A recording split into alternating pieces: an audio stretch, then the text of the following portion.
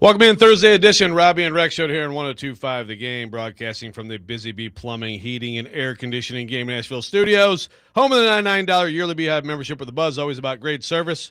I'm Joe Rexrode. Robby Stanley and family are in the throes of the joys of Disneyland. No. I'm sorry. Yes. No. Disney World. Disney World's in Florida, Disneyland in California. The Stanleys are in Disney World. Connor Nute in today for Robby. Connor, nice and early for you, buddy, but no caffeine. No, yeah, I'm not a huge coffee person, so. But not even a pop person, huh? Nah, well, it's pronounced soda. Yeah. Oh no, let's not get this started. I forgot I'm with two Northerners today, so I'm probably outnumbered. But soda pop. Remember that the full used to be soda pops. You can pick either one. Okay, I'm fine. You can pick soda if you want. Okay, but yeah, not a caffeine guy. No, not really. I just kind of naturally let myself wake up. We're getting there. We'll be there. That's great. That's good for you, man. That's impressive. Ian Safar in charge of the show. Ian, I am here. It is pop, right? I do. You're not a pop guy. Soda. Yeah, we did soda. It's really it's Midwestern specific that's pop. Which I was born in Ohio, Cleveland, Ohio, actually. You know that Kaharski was too? Yeah, I do. We've talked about that. Really? Wow. Yeah, Kaharski and you born in Cleveland. Yeah. Wow. And then we both. Not mistakes by the lake. Then we both moved to New York, I think, after that. Wow. You guys were destined to be together. So producing that's a little scary. Taking those clips, so yeah, we always called it soda. Yeah. No. On the East Coast is soda. Yeah, but our neighbors, they called it pop. Georgia, Coke. Everything's Coke. Yeah, here it was Coke here too. Coke here. Yeah. Not everything is Coke. Yeah. Coke is a specific brand. Yeah. So I think definitely in Georgia, it's still very much Coke. What kind? Sprite? Oh, okay. Well, I want a Coke. Which kind? Dr. Pepper. Oh, okay. But whatever, we're open to whatever people want to call it. But we are here after day one of the Titans training camp, and you were there, Connor. So we're going to lean on you I've been reading a lot of different observations.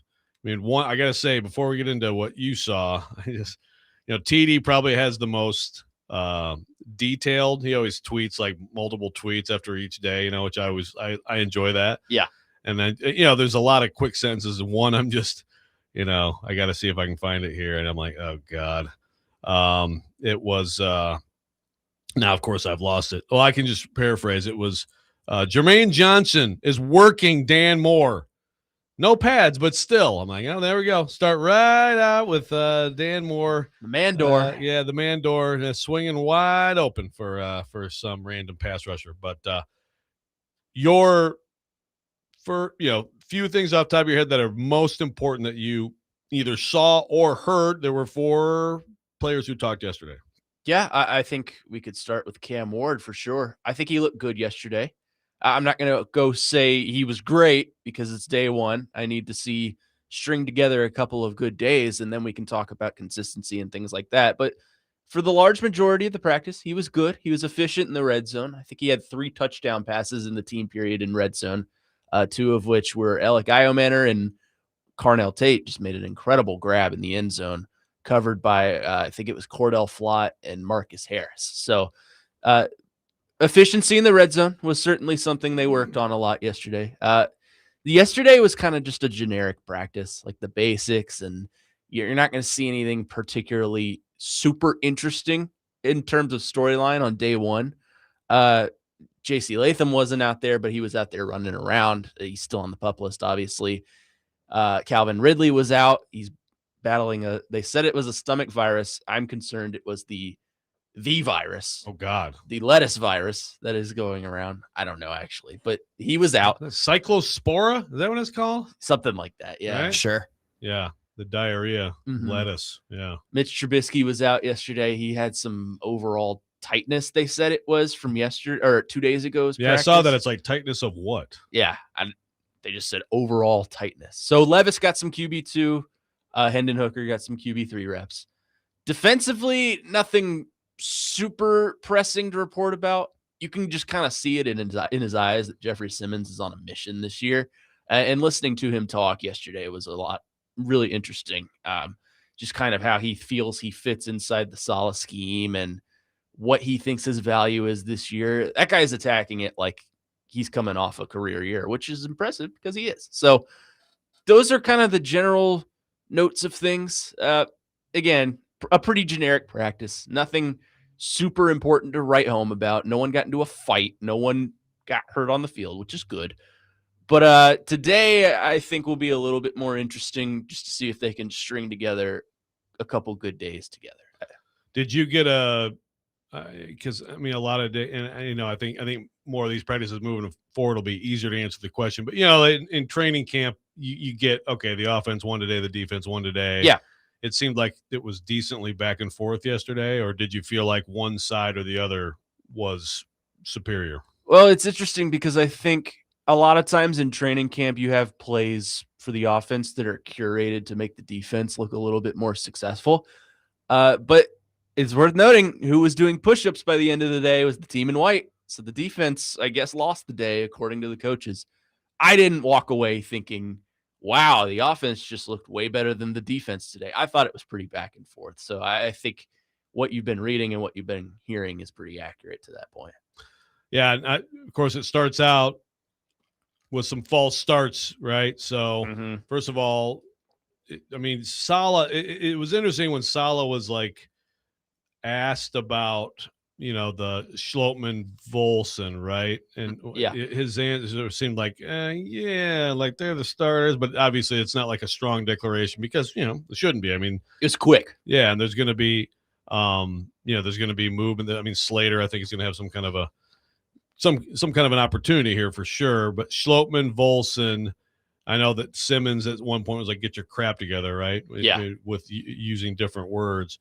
Did you get any feel for that? Like, for those guys, I know it's so hard at this point. I mean, even when you get into pads, I think it's hard in training camp unless it's just glaringly terrible to look at the interior of the offensive line. But what do you feel about those two and just the competition we're about to see? It is hard just because when you have the same team practicing against each other, and we're not in joint practices yet. So that's probably when I think it'll become more glaring what this unit's going to look like. But I found myself looking, is it because this defensive line is going to be really good, or is it this unit is awful? And there were good plays from both sides, but I think that competition as a whole, which apparently isn't a competition anymore, is really weird just because I feel like they're preferencing more of a quarterback 2 battle than a starting right guard battle or a starting center battle. It's interesting, but I feel like that's the right call right now, just because those are guys with experience in the NFL at those positions. I mean, you could totally ride with Pat Coogan at center. I wouldn't feel as good about that as I would with Schlotman, and even then, I don't feel really great about Schlotman being the starting center. Same with right guard. You could ride with Slater if you wanted to. But again, he doesn't have the experience that Volson has. And even then, I don't think Volson is that spectacular. So it is an interesting competition. I'm curious to see how it goes. I'm curious to see how it looks today. But judging off of one day of practice is kind of impossible for me. Just looking at it and saying, oh, my God, this unit is going to suck. I'm not there yet. So we'll see. Yeah, and by the way, I did find. I mean, I basically had it. I basically had the paraphrase right from TD. It was, quote, Jermaine Johnson was working Daniel Moore Jr. (parentheses no pads, but still parentheses). So, and that's one of those things. Yeah, if it just enters squad, well, you know what? I think Jermaine Johnson could be good for the Titans this year. Jermaine Johnson has a year removed from the Achilles, right? I think he was Achilles. Yes. And the Achilles. They're healing them faster now. People are getting back quicker now, but I still think that's an injury that definitely is like you need a year or so, like a season before you get back to your best level, or at least close to it. So maybe that's what it really is. That it's more that Jermaine Johnson looks good. Anyone, I know Harris is obviously going to be a key guy for them this year. We're really interested to see. Kevin Winston Jr. anyone in the secondary, that stood out good or bad to you yesterday? Well, I've been monitoring the whole. I think this is an interesting matchup: Carnell Tate versus Alontae Taylor, because I think it's interesting. It's two players that haven't played that said position at an NFL level. For Tate, that's obviously easy. He's a rookie. He hasn't played an NFL game before. Taylor, of course, was more of a nickel in the inside position with the Saints, and they're moving him to the outside. He's playing that cornerback one role for the majority. And there were times where Cordell Flott or Marcus Harris was matched up with Carnell Tate. But that is something I've been looking at. And, there's no glaring results from day one of practice on who's going to be the better player or if either one of them are going to suck. But both of them made some decent moves. Like I told you about Carnell Tate's touchdown in the red zone. Alontae Taylor had a couple of pass breakups, maybe not on Tate, but on a couple of receivers. So I haven't come away with any, final results like some other people tend to do. I haven't come away with any of that, but I certainly will once training camp gets further down the line, we get closer to the season. But Tate looks like a dude, right? He's so smooth. Yeah. It seems like he's kind of, and we'll see if this is a daily thing, but just looks like he's going to be able to go out there and make plays right away. It just seems like in the practices I've been to this offseason, whether that be OTAs or yesterday, there's always one play I come away with from Carnell Tate. I'm like, that was pretty nice. And yesterday he caught a ball in double coverage in the end zone. So we'll see what he does today. I'm excited to watch him. Yeah. I think he's one of those, we'll see, but things are definitely pointing in the right direction with him. All right, we come back. We will continue on the Titans and talk a little bit more about those big guys inside on defense. Robby and Rexrode 102.5 The Game.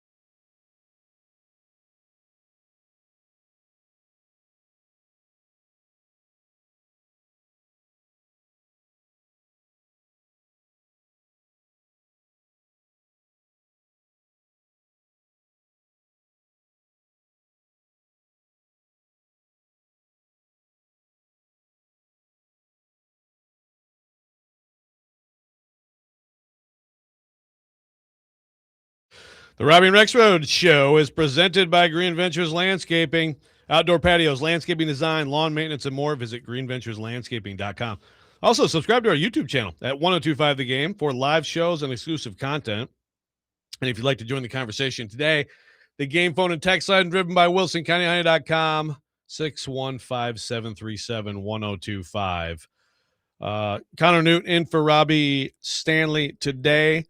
So we're continuing on day one of camp as we look forward to day two today. So, Connor, we had the big fellas talking yesterday. You had Jeff Simmons and you had John Franklin Myers.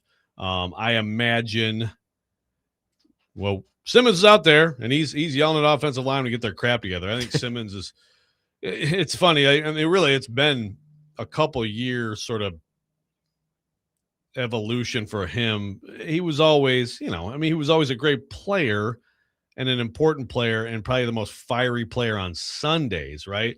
Yeah. But I think he's really like the leader of this team, along with Cam Ward, of course, and Cam Ward. But Cam Ward, we're going to see if he can stick as a quarterback and be an effective quarterback. But Jeff Simmons is the leader of this team to me, right? Like, I would agree. Yeah. And, he's clearly the best player. He's gotten this deal. And you said it earlier. I mean, I think one thing with Simmons is, this always people question this. And sometimes, around here, people have seen it before with with players who get a contract and then maybe don't perform as well after that. I mean, Jeff Simmons, I think, is motivated to prove to people why he deserves that money, and like he continues to step his game up, and you got to be impressed with that. Here is Jeff Simmons yesterday on that deal. Jeff, I haven't talked to you since you signed your new deal. How big of a moment was that for you and your family, and also how crucial getting that done ahead of the season?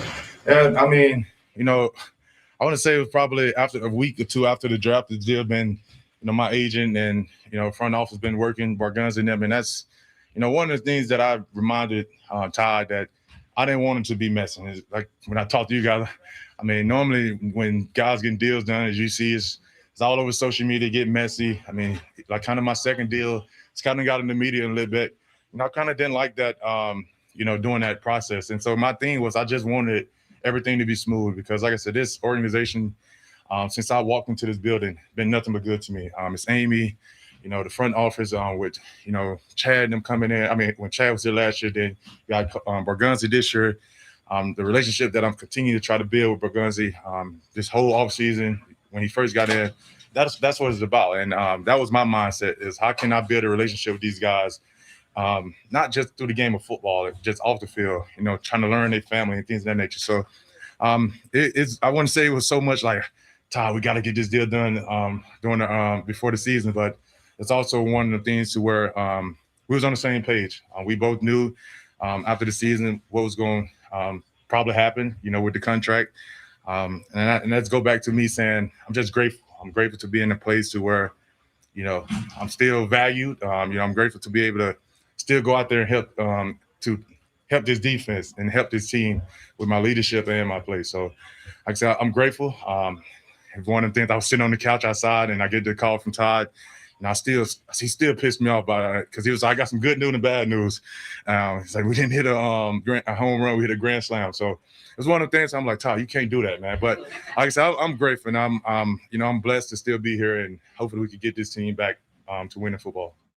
That's Jeff Simmons on his contract, and yeah, it's kind of a no-brainer, for the Titans. Which again, I go back a couple of years, and there were a lot of questions about Jeff. I mean, even like whether he'd be the same player after kind of going through all the stuff with the ankle and everything. It's been pretty impressive to see what he's done as a player and now as a leader too, really grown into the role. And I think, the motivation, Connor, it's not just, whatever to prove that he's the best guy, D-tack on the game, to prove that he deserves his contract, but also he's sick of losing, right? Yeah. I mean, he's sick of losing. He should be sick of losing.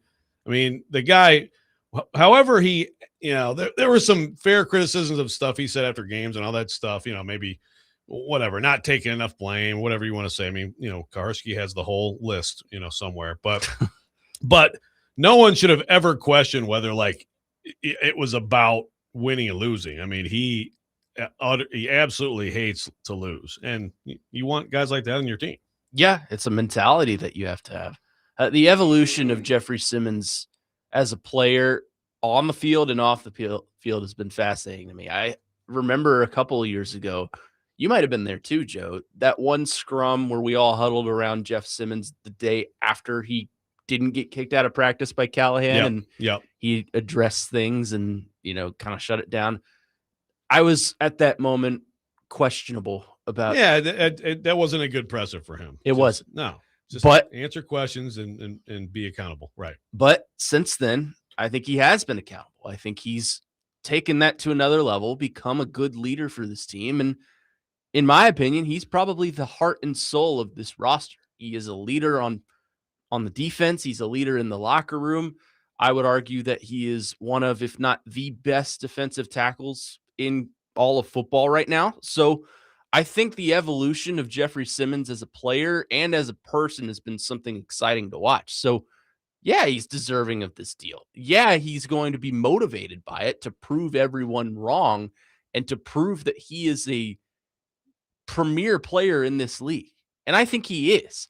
I also think he's motivated. He won't tell you this, but I think he's motivated by some of the national narrative around him, like that horrible list that came out that had him at like 85 or something like that. That's pretty low. Yeah, that's I would have that plastered in my locker if I were him.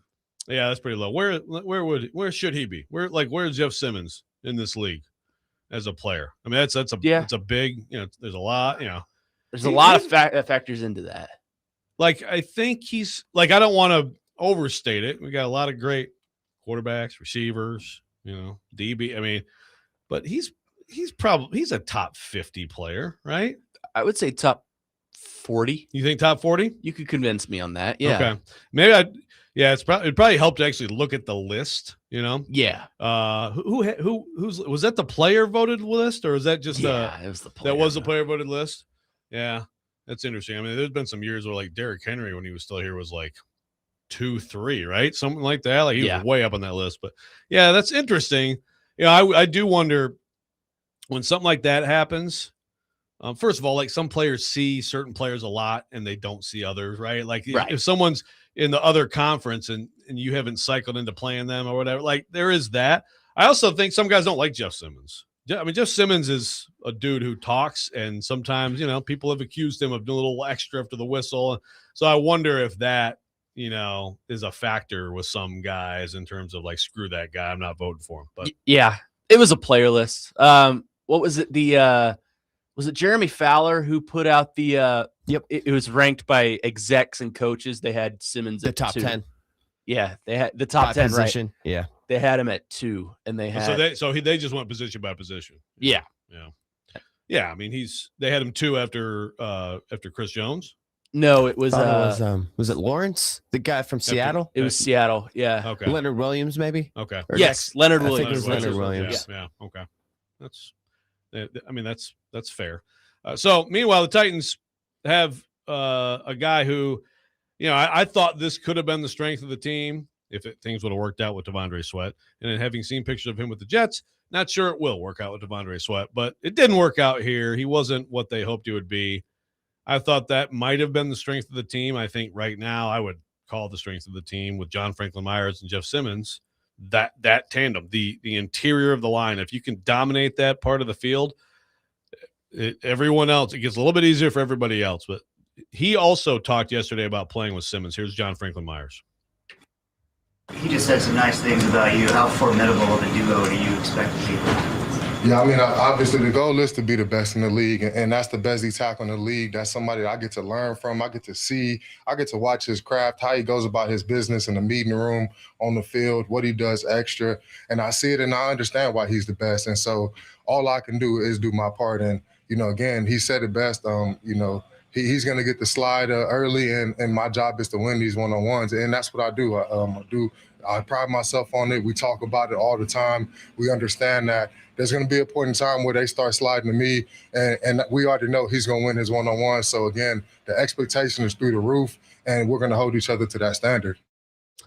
That's John Franklin Myers. I mean, you got to be – if you're him, I mean, you've got to be excited about playing next to a guy like Simmons, right? Because I mean, maybe they'll slide to you sometimes here and there. You know, there's different schemes, different plays. You know, like everything happens at some point in a game. But for the most part, I think you're going to see a lot of one-on-ones. John Franklin Myers. Well, they had JFM coming off the edge on a couple plays yesterday, which is a scary sight.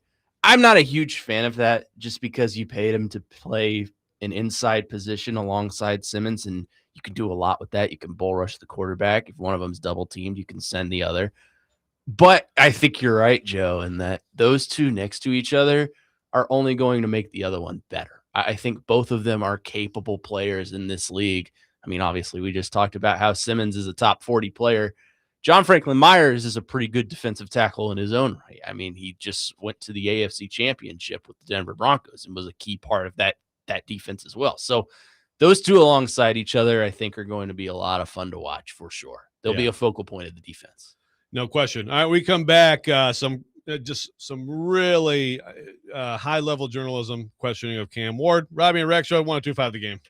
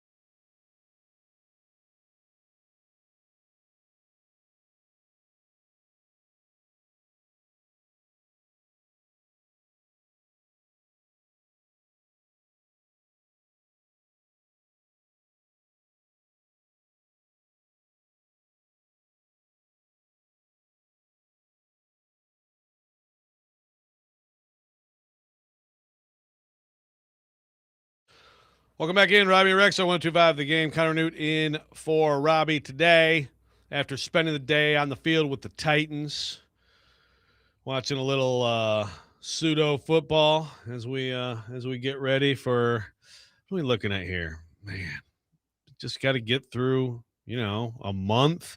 Get through a month, and we got college football, and then, I mean, gosh, I guess the NFL doesn't actually start until like the middle of September this year, right? Just the way the calendar hits. So I think it's like 41 days or something from now. Oh, you got the number. Okay. Yeah, that's what I heard. 41 days till like the Thursday opener or whatever. That's what I think. Are they doing a Wednesday and opener, a Thursday? I think, maybe. Are they doing a Wednesday and a Thursday? I think so. Maybe it's the Wednesday then. I think it's New England, Seattle on the Wednesday because of the international game.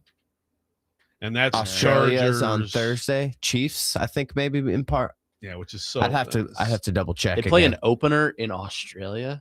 That's dumb. Yeah, and this is a previous rant from somebody, but I mean a division like that's a potentially huge game, right? Both of those teams should have a home game for that game. You should not play a division game for one of these weird international games. But hey, NFL does whatever it wants. Speaking of people who do whatever they want. Yeah, can I just say again, I'd like to congratulate our friend Jared Stillman on his engagement. And also, Jared was at the presser yesterday. You were sitting right by him, huh? Right in front of him. Oh, right in front of him. So you heard that voice come from behind you, and this is what Jared asked of Cam Ward yesterday. You said in the Netflix documentary you thought your rookie season was all right. The team went 3-14. You had the lowest QBR amongst qualified passers in the NFL. So what exactly were you using to define all right? Good with bad. Each game we got good plays. Each game got bad plays, but it's limited. Over the course of the year, I got better at things that I want to get better in. But I really think that whole year, helped shape me and a lot of other rookies to that football is the same. It got to be about the players. It got to be what the players, are comfortable with, what the players are good at doing, what got us to this point. And I think that's been the best part of being a part of that is I was able to learn throughout the process, even now. Actually, that wasn't what I was looking for. There's so much Stilly and Cam yesterday. That was question number one. Okay. So remind me, was this like he had to wait then? He waited a few So some other people got in some stuff. So first of all, I love Stilly. Hey, Cam, let me tell you about your stats that were really bad last year as he poses the question. And so then he eventually gets to the Netflix doc. So here we go with that. In the Netflix documentary, you didn't walk back the we Love asked. that Netflix documentary. Love that. Walk back the we asked comments from week 4 saying, hey, I'm not going to sugarcoat things. I said what I said. And then you said that you played all right. So is that kind of the idea that the team was asked and that you were all right, or were you part of the way the team was asked? What's your name? Jared. That's a good question, though. Nah, it's like I said, I'm upfront. They know who I am. The builder knows how I am. You guys puff.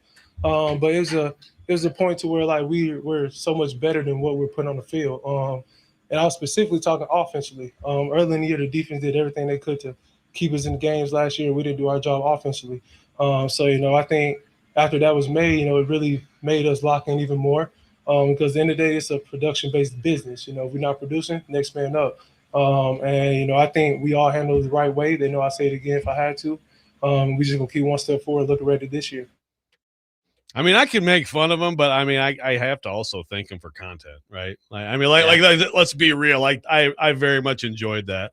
Enjoyed the back and forth. I mean, it's like, so you asked, they asked, we asked, who's asked? I mean, it's just like, what are you talking about? Were you keeping an ass counter over there? I was. I actually thought he said. I think I had 3. I did 3. I thought he said it like 5 times when I first listened to it. But thank you, Stilly. Congrats and thank you. That was enjoyable. I like how Cam handled it. I like how Cam. I love the. What's your name?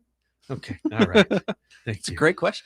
Derek says, I can't even listen, Joe. His voice is like nails on a chalkboard. His questions just make me feel embarrassed for him. Like the first question, first of all, he asked plenty of good questions. Okay, let's be fair. I want to be fair.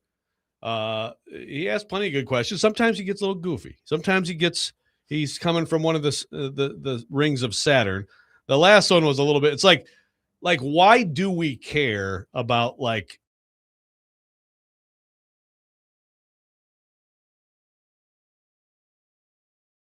And if you were trying to not hold yourself accountable, I mean, I think he said we. Doesn't that include you in the term? Like you are saying we, right? Not they. I mean, does it matter?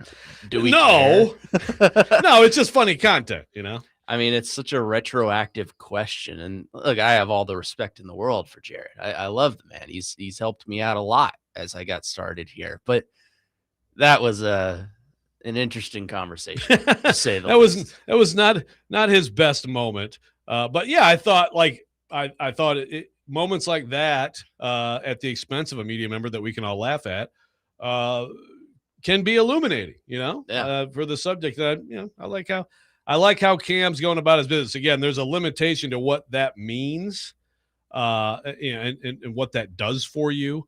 But I like how he handled it. George in the YouTube chat says, is Cam Ward not allowed to be asked about the team being ass, or do people just not like the person who asked the question? Thanks, George, for your comment. Yeah, again, I don't think, no, we're certainly not saying that he's not allowed to be asked about his own bad performance or a team's bad performance. But we're talking about his comment from last year, and I think what Stilly's trying to get at is that were you trying to not take accountability? Were you separating yourself? And I just never thought that, right? I mean, I think that we dissected We Ass like pretty thoroughly last year. Yeah. You know, we love We Ass. Okay. Exactly. Like Ian's got an entire treasure trove of like We Ass related content from last year. So no, George.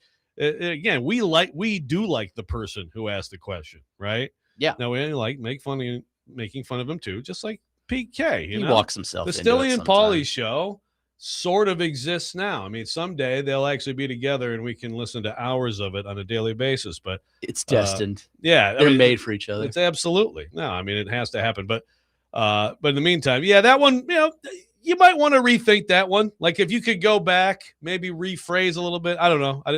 Other than providing us content, I don't know what that did. But again, Cam handling it well, having fun with it. I mean, you know, whatever. Like, I think he has the right,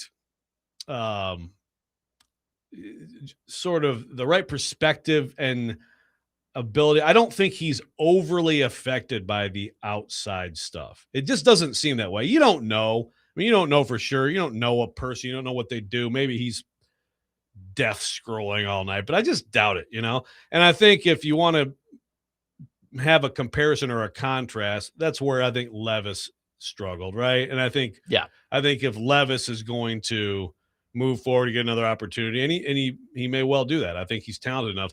That's a thing he's got to work on, is like the weight of the world isn't on every play, and whatever. People are saying whatever.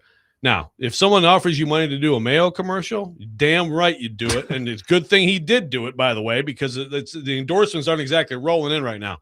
But just being worried about the outside world, you know, I think is something that can be a problem in this day and age more than ever for these young people. And I think Cam has a good sense of that, a good feel for that. George says Cam did say good question. He did. I don't know if he like really felt that with his heart. You know, yeah. I think that might have been a little dig, but yes, he did. He did say the words, good question. So Cam yesterday, we've talked a little bit about it, Connor, but some ups and downs. It sounds like you missed some throws. You're gonna miss some throws. Any throws that wowed you?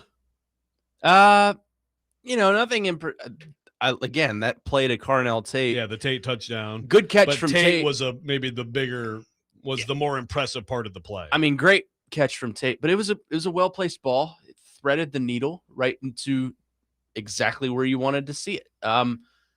No throws that like just, oh my God, absolutely wowed me. But I do like the way he works in short gain and across the middle with Wan'Dale Robinson. I think that's going to be a huge part of how this offense moves the ball. Wandale Robinson to me is going to become a safety blanket for Cam Ward, and that's good. That's why you bring him in. So again, nothing. It's day one. You're not going to see a lot of, oh my God, improvisational skills across the chest and, to the back of the end zone, like we saw his first touchdown pass to Alec Iomanner. But, every day is a new day. Maybe we'll see something today. I don't know. Nothing, to write home about yesterday, but he looked good. He was good. Yeah, Nick Suss wrote an interesting piece in the Tennessean talking about a play that he didn't take.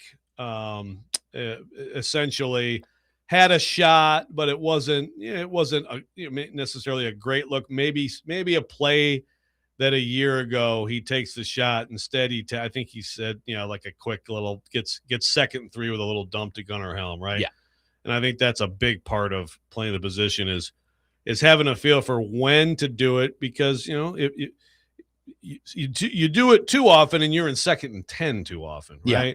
As opposed to just get yourself into a good position so that you're in 3rd and short, or you don't even have to deal with 3rd down before you move the chains again. I mean, I think that's part of the headline on the story is well, actually it changed, but is it Cam Ward says he's better but not different. Here's how that can be. So in other words, learning but not changing, not changing a lot, more like more like improving than evolving. So that's an interesting kind He's of way not to look committed at to his first read like there were times where he was last year, where he just locks onto one guy. Or we're gonna take a shot on this play, and it's like, you know what, you had the back for 5, and it really wasn't there. And yeah, I mean that's an experience thing more than anything. We will get more into Cam and the Titans and the whole thing. We also have Adam Sparks coming up at the top of the hour to talk about the brilliant NCAA and that ruling. But coming up next, best and worst in sports, Robby and Rexrode 102.5 The Game.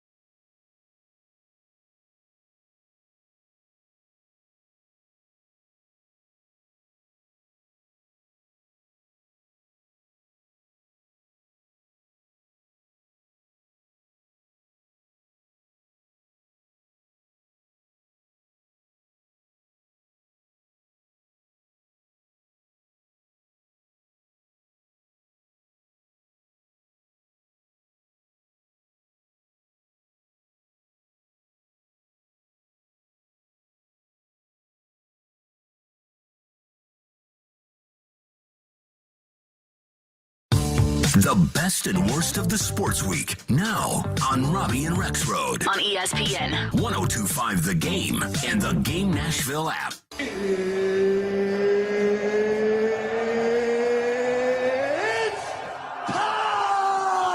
This is the worst. You look like you're feeling sorry for yourself. You believe in miracles? Yes! He's one of one. He is him. This is a Coke bottle. It's not a crystal ball. When I woke up this morning, I was feeling pretty dangerous. Okay, let's go. And it is that time of week. Best and worst in sports. And I always go first, which is I feel like is unfair, and it's especially unfair this week. It's just so obvious. But, especially since you're on mic 1 too. Yeah, right. It just seems like it seems really a little awkward. I mean, should I switch it up? I guess should I let you guys go first? We should at least maybe let our guests go first. Okay, all right. Connor, you go first. Best and worst in sports. Okay. Oh well, I'll start off negative and just go with the worst.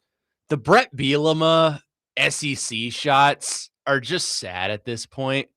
I mean, does he realize that he, in fact, is a failed SEC coach? Spent 5 years at Arkansas and had like a 29% win percentage or something like that. So Brett Bielema for Illinois taking shots saying that the SEC is still living in 2005 in terms of relevancy.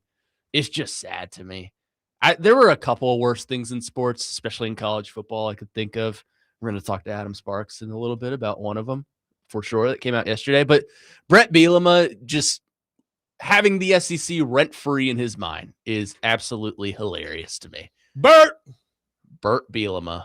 The best, I would say, I mean, the fact that, maybe it's bad for him and bad for NBA media, but the fact that LeBron is just living in New York and helicoptering back and forth from New York to Philadelphia, I love that. Is kind of hilarious to me. Not that it's, this heartfelt feel good story and the best thing in sports, but I think it's the best just because it's funny to me that he can't find a place in Philadelphia or feels like he has to live in the most populated city in the United States and just helicopter back and forth. That's just so funny to me. I don't know what it is. That is, they should not sell him cheesesteaks in the city if he's not going to live there. If he's not going to pay rent in the city, by golly. He's a New Yorker. No, that is an amazing story. All right, Ian, you go next. Okay. You know what? I think I'm going to do this for my best. I'm kind of enjoying Bill Belichick destroying North Carolina. The whole situation between Belichick and Lombardi, it's kind of like one of those wrecks. You don't really, can't take your eyes off. It's like, okay, move on. But it's like, okay, you got to look at it. And Belichick and all of his I don't know. I can't think of the word, but it's been fun to watch him just completely screw it up after all these years of him pretending like he's like God's gift to football. And then you do one thing like this, you lose Brady, and then all of a sudden everything comes tumbling down. I'm kind of enjoying it, to be honest with you. Like watching him suffer in his misery. I mean, I think that's kind of a good best. Yeah. So, and then this one, I'm a little bit torn about my worst. This is more just an overall what we've been dealing with when it comes to TV and stuff. How about the NFL Network not being on Comcast right now as NFL training camps and the season's going on? I didn't realize. I know NFL Network and ESPN have kind of merged, so that might diminish the impact NFL Network has. And you turn on ESPN SportsCenter right now, and it's Schefter talking about, Gibbs and Bijan Robinson. So but it's not all NFL all the time. But, it was NFL training camp, and some people want that. You want to turn on, see what's on this morning, and they're playing highlights of NBA and talking about LeBron, and it's like, that's cool. And then I flip over to NFL Network, and it's like, oh, yeah, this channel's not on this service right now where our contract has expired. It's like, how we keep dealing with this stuff. We're going to go into the football season and one of the major carriers not going to have NFL Network. We're going to complain more about it, and they're going to hike the rates up even more. So, it's amazing how often that stuff is like in the last, I feel like, I mean, it's happened a lot of the years, but like, I feel like in the last, year and a half or so, it's like, it's like we get a new one of these. Yeah, whether it was ESPN on YouTube TV, that whole situation, missing stuff. And that was brutal. There was a YouTube TV person. That was horrific. Yeah, CBS had an issue with a channel at one point, or ABC had an issue with the channel at one point. It's like, all right, people, enough is enough. So that'll be my worst. That's a good worst. My best, again, just the low hanging fruit, of course. It's just, but my best will be like my worst in a week, which is like training camp is going on. Like, but a week from now, I'll be like, oh my God, please no more of this. Just please stop. It's too hot. You just, the whatever. Like Cam was, 9 of 17 today. Okay, all right. But right now, there are football players on football fields, and so you gotta call that the best. That's a big step as we move toward football season. My worst should be like Nate here, the NCAA and Carter, but we're going to talk about that next segment. So, I mean, that's an obvious great worst that the NCAA is not trying to. They are suspending someone for a $427 flight at a time when players are getting paid hundreds of thousands of dollars, if not millions. But I will be it's amazing that I got this. And this was totally going to be my worst, but let me just read this texter's text. Says, Joe, what about the Tigers blowing a 7-run lead? What an ass of a team and a disgrace to MLB. Nothing but ass and cheeks, man. Gross negligence from Scooble. Disgusting. Well, I mean, first of all, I'm going to disagree. So if anybody doesn't know, I'll take it my Tigers fandom real fast. Tarek Scooble, probably his last start yesterday. He's having an incredible game. He has a 7-0 lead in the 7th. He gives up a run, they take him out. But he's up 7-0. The Tigers are in a playoff run. Are they going to trade Scooble? They're not going to trade Scooble. The worst bullpen in baseball blows that game. It goes from 7-0 in the 7th to 7. They end up losing 10-9 in 11 or 12 innings. Perfect way for the baseball gods to say, you must trade him right now. You must trade him. It sucks. I don't want to lose Tarek Scooble, but you're either going to lose him for nothing or you're going to get something. So, yeah, so that was the death of the 2026 Detroit Tigers yesterday. Brian says Best is having Liverpool and Sunderland play a match in Nashville. That is very cool. Always cool when that happens. Very entertaining match and a nice break from MLS. Worst, basketball in general, LeBron, WNBA, just sucks. Brian, do not hate on basketball. Yeah, this is a basketball. Do not hate on basketball. This is not a hate on basketball program whatsoever. But yeah, sorry. Keith says, first of all, it's buns, and that's a good point. Buns and cheeks. Ass and cheeks. Yeah. Well, I'm not sure if we have clarified which is worse, because I love buns. I feel like it's not used enough, but every once in a while it's like, man, that guy's just buns, So which is worse? Like that player is buns or that player is cheeks? I feel like the cleanness of buns makes it worse somehow. Like, I think you're right. Buns is just not used enough. So when it is used, you know how bad the situation is. It feels special, right? Yeah. When you use buns, it's like, oh, now we're talking. It's funny. It's like my nephew a couple years ago, like at Thanksgiving, was talking about his fantasy team. I'd never heard it before. And he was like, man, Tyreek Hill this year has just been buns. And I was just like, oh my God, that is absolutely brilliant. Is that something the kids say now? I think so. I've reached the age where I'm kind of out of the loop on what the young kids say nowadays. So you're an old man now. You don't know what. I'm not an old man. But I'm not. Hello, fellow kids. But Yeah. But you feel like there's some lingo that you're not keeping up with. I'm stuck in my early 2020, late 2010s days. Yeah. Well, as someone who I've got, 22-year-old, about to be 19-year-old, my soon-to-be 16-year-old, I keep up with that and will just say stuff to me, and I'm like, that's something you guys are saying now? I'm trying to think of an example, but I mean, it's probably every couple of weeks that she'll say something like, oh my God, that's something the kids are saying now. This texter says, worst thing in sports is people still having hope for Will Levis. The dude went to Kentucky. He is a born loser. Just cut him for the love of God. My goodness. Hey, now. That's a little aggressive. Hey, now. Yeah, I think this person's trying to take a shot at you, man. That's all right. A little Kentucky shot. Greg says, best. NSC showing up the MLS All-Star game worse. NCAA continuing to overstep with their suspensions. That's a good segue. We will have Adam Sparks from the Knoxville News Sentinel coming up next to talk about Arion Carter and that just utter debacle. Robby and Rexrode, 102.5 The Game.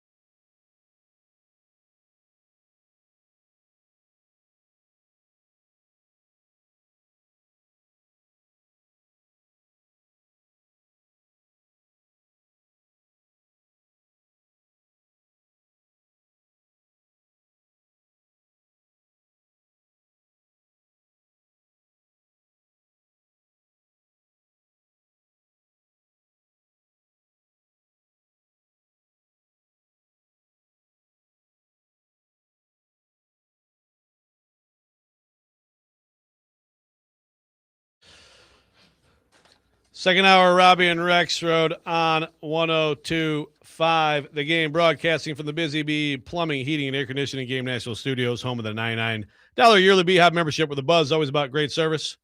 I'm Joe Rexrode, Connor Nute in for Robby Stanley, Ian Safar producing, and happy to welcome in our next guest, a frequent guest, friend of the show, who has broken another story on the Tennessee beat for the Knoxville News-Sentinel. This one is it's infuriating. I feel like I'm looking for like the Alabama fan who's pointing and laughing at this, or the Florida fan. I feel like everyone in the world is unified in calling this absolutely idiotic, this suspension of Arion Carter. Adam Sparks, how are you? And have you seen anyone react to this like who's like happy about this, even people who hate Tennessee football? Do we have Adam? Do we not have Adam? He dropped, it looks like. Adam's so mad about this story, he hung up too. I don't blame him. But yeah, we're efforting Adam, trying to get him back on. But okay, Adam, are you there? Yeah, I am. Hey, Joe, how's it going? Good. So my question: so have you seen anyone? Because I'm looking around. I feel like even like Vol Twitter, Crimson Tide Twitter, Bulldog Twitter, whatever you want. I feel like everybody's unified in just being angry at the NCAA and actually not even like laughing at Tennessee's misfortune here. Have you seen? Am I wrong? No, it's been 100% one way. You're right. I actually had the conversation with a few people last night. We were looking at the returns of this. I couldn't find anybody. In fact, if you look at Twitter, even my inbox, you'll usually see Ohio State fan here. This is dumb. Georgia fan here. This is dumb. So no, it's 100% one way, which makes you wonder if the NCAA cares at all about that, because you would think anybody sitting in a room that would read this would say, guys, we're going to get ripped apart for this one. But they still did it. So they continue to do it. I mean, obviously the easy point to make is the NCAA has lost a lot of its power, a lot of its enforcement authority. And this is one, technically they, have a leg to stand on in terms of the letter of the law. It's just, this is the way that we think of an NCAA enforcement 10 years ago, 20 years ago. I mean, when we were growing up, right, if you would hear a guy, hired an agent, ooh, yeah, hired an agent and then got a thing from that agent. Well, he's now a professional. He can't come back to college. He's a professional. It's just silly now to the ears of college football fans to hear that, because you think, well, what was he before? And that's the foundational, I think, angst to this whole Arion Carter situation, is that in the NCAA's eyes, he was an amateur when he was getting paid, presumably six figures. He's an all-SEC linebacker, getting paid six figures and completely eligible to get travel perks in his NIL contract through his agent. The second that he signed with an NFL agent and then got a flight, which he repaid, that's when he became a professional in the NCAA's eyes. It's silly. It's amazing to me, like, because Charlie Baker, I feel like he's definitely a step up from Mark Emmert, and I feel like there's a level of common sense with him. I think when he talks, like he was available at the Final Four, and I thought he was good. He comes off as someone who has an understanding. I mean, there's a lot of bureaucracy. There's a lot of, there's a lot of BS that still, that still involved in all this. But I've been impressed with him. It's hard for me to believe that he would let this, because this is something like when I first read it, Adam, I was shocked. And then it's like, and you pointed out, like you just laid out for us, it's the distinction between, being considered an amateur while you're getting paid, and then the actual NFL agent. But like, no reasonable person would distinguish those things, right? You have an agent now in high school. I mean, you get things from the agent and you get things from the school, and everyone understands it. Like, but really by the letter of of just common sense. You are a professional. You are getting paid for, and while a college student, which a lot of college students get paid for a lot of things and do things and are entrepreneurs or whatever. So like, it's just amazing to me that Charlie Baker, when this came up, to me, the move is, oh yeah, we need to just kill that part of the rule book. Oh, oops, we forgot to do that earlier. We just need to do that now. Instead, no, let's do this. Look absolutely ridiculous and then double down with these statements. I mean, it just, I want to say shocking, but it just really surprises me, Adam. Well, I mean, yeah, it did. When I first saw the information while I was working on the story, I immediately thought, and I've worked on other NCAA things like this before, this is one of those things they forgot is still in the rule book. Yes, yes. That's right. my initial take. Like, they didn't get the update. This is the 2009 version of the rule book. Right. But the thing is, that was not the case, because they had a chance to then sort of fix it, gloss it over. On the document that I had, he was immediately declared ineligible, which you have to do that initially. And then the 3-game suspension comes down. I think that was a shock as much as anything to Tennessee, because I think they thought it was going to be, the first ruling was going to be, okay, he's got to go through, as they ruled. Yeah, the formality of being ineligible, and then whatever, some little penalty, right? And then some slap on the wrist. When it came to 3 games, I think Tennessee was a little shocked, because they thought, "What? We're talking game suspension? We're talking, that's what we're doing." And so again, the NCAA had a chance there to say, okay, there obviously was no intent here. He wasn't trying to break rules, and I don't even know what the motive would have been. Like, Arion Carter is going to declare for the draft, and see if he can get a free flight out of it, and then come back to school. I got it. It's just silly what his motive would have been. So then the NCAA had, again, a second, maybe third chance to fix this and say, okay, yeah, you're right. This can't be a game suspension. But instead they bring it down to 2 games because UT appealed, which tells me they maybe actually were tone deaf enough that they didn't think there would be a lot of fallout, or maybe didn't care. To take it from 3 games to 2 games sounds like you're giving some clemency or something, as if people were going to say, well, that's more reasonable. It's 2 games. Right. But that was not the fact. That was not the case. And now you got to wonder, is anything going to happen from here? I don't think UT is going to take any further action. Does Arion Carter? I don't know. I talked to people last night that think that's a possibility. Yeah, I mean, you could go to court and try to get this flipped the other way. I mean, how many times has anybody related to Tennessee gone to court to get some of this changed, but to get some kind of action in their favor? But I don't know. Camp starts next week. Camp starts in a few days. If that happens, then we're going into a courtroom and we're asking every few days, about Arion Carter's court date and these sort of things. And I don't know, it could be a massive distraction. They need him for the Georgia Tech game. They won't have him. That's the only loss in this. Adam Sparks is with us, and Adam, you kind of touched on it, but with him being out the first couple of games, how much of an impact does that make on the defense? Is that going to become a just glaringly worse unit with Arion Carter out? No, I don't think so. I mean, it's 2 games. The first game's Mercer. That doesn't matter. I mean, he's going to play, a half in that game and still split reps. They're actually their deepest position on the whole team, certainly on the defense, is linebacker. I would say I asked Arion at SEC Media Days before all this, before we reported this, about the depth at linebacker, and he admitted there's not enough snaps to go around for everybody. I'd say they got about 6 guys, 5, maybe 6 guys that could be in the rotation. They're probably going to play 2 at a time. The rotation probably go to 4. So you've already got some guys that are, trying to get in the mix that we're going to have a spot. So, he was going to have limited snaps, maybe a half in the first game. So that's fine. That Tennessee will win that one convincingly. The second game is Georgia Tech. And, that's where his impact could be. The loss of him could have an impact because, Georgia Tech's got the Mendoza brother at quarterback. We don't know what he could do. We assume they're going to be a run-first team. I mean, it's a Brent Key team. It'll be a physical type of game. Georgia Tech's at home.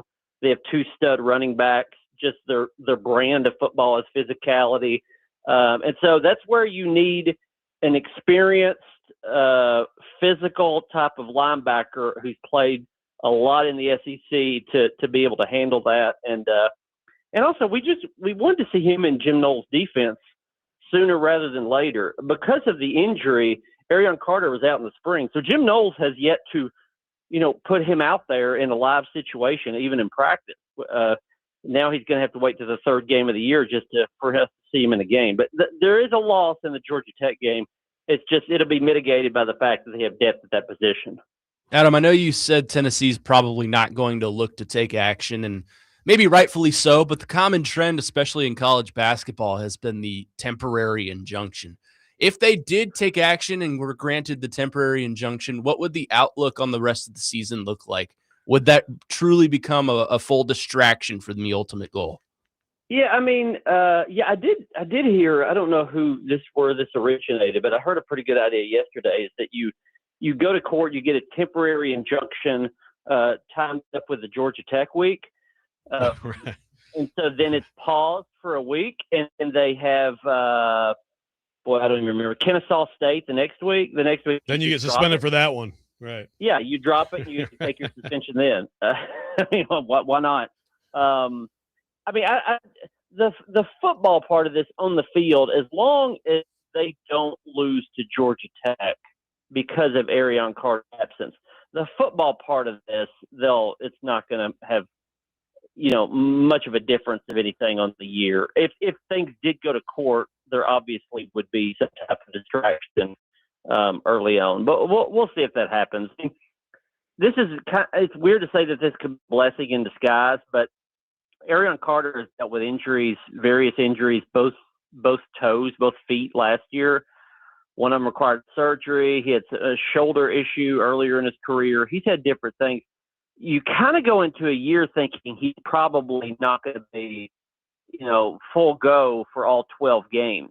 So the fact that he's only going to play 10 in the regular season, maybe that makes him fresher when they're playing Auburn and Texas and Alabama right in the middle or in the early part of the SEC schedule. So if they get through the Georgia Tech game, this won't necessarily be a negative. Yeah. The interesting thing about that is these injunctions generally revolve around you're denying me the right to make money, right? I mean, that's really what it is. It's irreparable harm. Yeah, exactly. So, but with this, it's like if he's still getting, this is a suspension for a rule. So it's like if he's still getting paid, then to me, it's hard to, I guess, make the case. But it's not. I think it would be difficult. I mean, in the eyes of the public, they'll say, well, this is unfair, and so courts are supposed to overturn unfair things. But in this situation, it would be how much irreparable harm is he suffering, and he's going to be paid exactly the same in NIL. His NFL value is not going to be affected by this because this wasn't some kind of character thing or any of that. So Arion Carter probably is not losing a penny because of this situation. He's just losing game time. Yeah, for a flight that, again, he probably could have gotten some change on the couch to pay for, and just truly an incredible situation. Adam Sparks, Knoxville News Center. One last thing for you, Adam. When camp gets going, I feel like there is just I feel like the outside world, it's almost a foregone conclusion that that Faison Brandon is going to ultimately emerge here. But it is a competition. George McIntyre's in that. He's had another year in the program. Do you, at this point, feel like it's going to be neck and neck, or do you think that it is kind of inevitable that Brandon emerges? I mean, I think Faison is 60-40, but that's as high as I would go. I really believe it's a real competition. I mean, it's trending his way, I guess maybe that's the term we should say, and that's probably by default because I don't think George grabbed the lead in the spring. And so you would think just the trajectory of Faison Brandon, having just he's a true freshman, it would be in his favor. But no, there is a path to George McIntyre starting. I'm going to hold to that until told otherwise.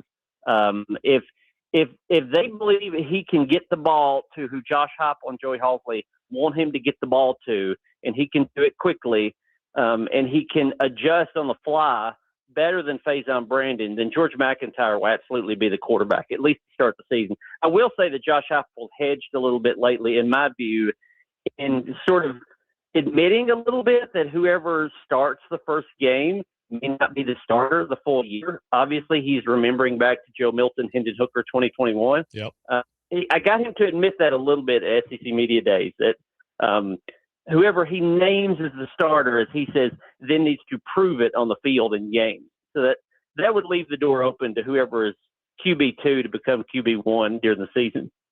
Adam Sparks, Knoxville News Sentinel. By the way, is Bev storming NCAA headquarters, or is she all right?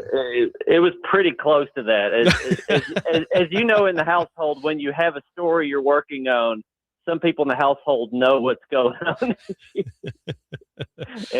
She wanted to unleash a few things before I said, you can't scoop me, dear. Please don't do that. Don't even want to tweet storm before you had the story out. Oh man. Well, the Braves are doing well, so at least we got that going, right? So that should be a source of happiness. Adam Sparks, thanks, my friend. We'll talk to you soon. Enjoy camp.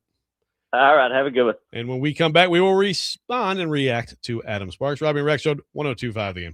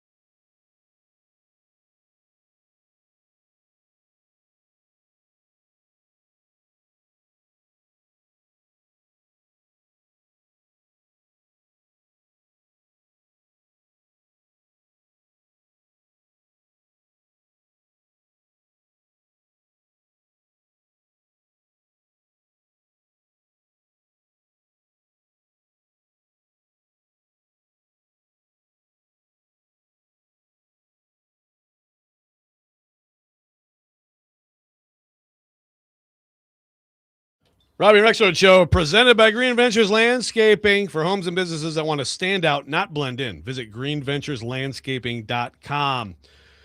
Welcome back in, Robby and Rexrode 125 The Game. I just talked to Adam Sparks. I'm glad to hear that Bev Sparks did not start tweeting angrily about the NCAA before Adam posted the story online. That's a good thing. That's a good thing. She is the most diehard Tennessee fan I've ever met in my life. And which is funny because when they initially were together, of course, Adam covered Vanderbilt, so conflict of interest. Well, she would sort of like rip like the team he was covering or whatever. And actually, I think at that time Vanderbilt was beating them a little bit too. I think they won like 3, and then Adam switches to the Vols beat, and now it's like now he's covering what she cares about the most, along with Braves baseball, but. The outrage is I see nothing but outrage. I'm still trying to find. I'm not like looking that hard, but I'd love to find someone. Even again, if you're a Bama fan out there and you're like, pointing at Tennessee, let me know. I feel like Alabama fans are like, oh my God, this is terrible. I mean, there's no one in the college sports universe with a shred of common sense looks at this as anything but a complete debacle. It's, and I know with some Tennessee fans, it's like, they hate us. It's the NCAA is like, whatever. They're paying us back for this or that, Jeremy, whatever. No, it's just completely asinine lack of leadership and lack of any common sense. I mean, you just, like Adam said, if this comes up, and if you need to go through the process of, okay, you're initially ineligible, technically, this is an NFL agent, so we have to rule by the letter of law, we got to rule you ineligible. Okay, then someone in that organization who has a brain cell then says, okay, fine, and then he pays back whatever. Okay, I think he already did. In like January. Sure. So he paid it back. So $500 fine, whatever. Find the school $1,000. I don't, even if it's more, you find the school $10,000. I mean, that seems a little rich to me, but okay. Like you have to do something. And then you get in a room and you say, okay, by the way, these rules are archaic. How can we possibly have an agent rule right now? How can we possibly have an agent rule of any sort when these kids have agents in high school? When they're going through the recruiting process and then all through college, they're getting money from their agents who are negotiating deals with them because they're professionals. Yeah.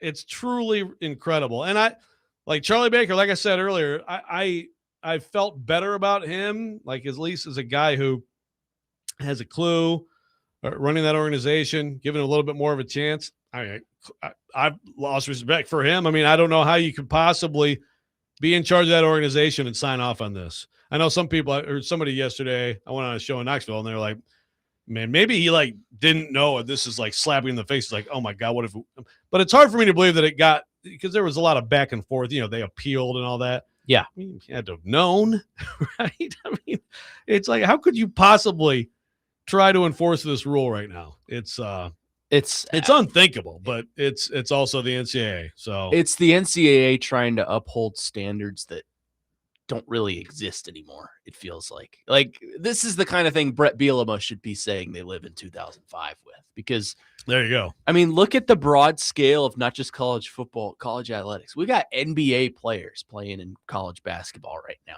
that are allowed to come right. back. So you got a Bediako who's able to play a few games last year, and then we have this situation. How could those two things coexist? They're not even on the same equator. It's unreal to think about. So I think you're right, Joe, in that I don't think there is any person with human brain cells that looks at this situation and doesn't think it's bad and stupid. Like, even if you hate Tennessee football, I'm not the biggest Tennessee football fan out there, clearly. Yeah. I think this is dumb. I think this is just stupid. And the NCAA trying to be the big daddy and enforce their rules just to show everyone who's boss and who's still the governing body of college athletics. But there's no point. It's $500. He hired an agent because he thought he was going to go to the NFL and then decided to pull out and come back. And again, he already had an agent. So, yeah. Oh, this is a different kind of agent. No, It's asinine. Texter says college football is running casual fans off. What a bleep show. He broke a rule. Lawyers are only here to overrule common sense, but damn, read the room. Texter says Tennessee needs to file a lawsuit just to spite the NCAA for this dumb bleep. A lot of swearing today on the text line, everybody. It's a family show, guys. Nathan from Lawrenceburg says, I was listening to golf radio on Sirius XM, and they started talking about Carter getting suspension. All right, now I need this to not be true. Jacob from Murfreesboro. I need audio. This may, I may need to pivot on the rant. Jacob from Murfreesboro says Joe Dubin and his partner were defending the NCAA's decision yesterday. Aside from them, I haven't heard anyone calling this anything other than an utterly absurd decision. If this is true, Joe Dubin might need to be the rant of the rest of the show might need to be a rant against Joe Dubin. I don't believe you, Jacob. I need to hear the audio. I need to hear it. I'm disappointed in Nick Frazier if that's the case. So yeah, he was with Nick yesterday, right? Yeah. Nick and Joe Dubin are like, oh no, this makes sense. I don't believe you. I'm not going to believe you until I hear the audio. NCAA pan peddlers, Nick and Joe. I mean, even if you support the NCAA, this is one of those where you're just like, yeah, nothing to see here. Were they really? Hell yeah, NCAA. Let's go. That's right. You don't. How dare you get a $427 plane trip, even though you made $600K last year or whatever. Michael Madison says, as a Vanderbilt fan, I think they should have suspended him for the whole season. Okay, that's what I was looking for. Give me some, all right, screw you, Tennessee. I mean, most people, Vanderbilt fans, there are some, at least one here that are spiteful enough. We'll continue on this, and there's also some developments with the Protect College Sports Act to talk about. Robby and Rexrode 102.5 The Game.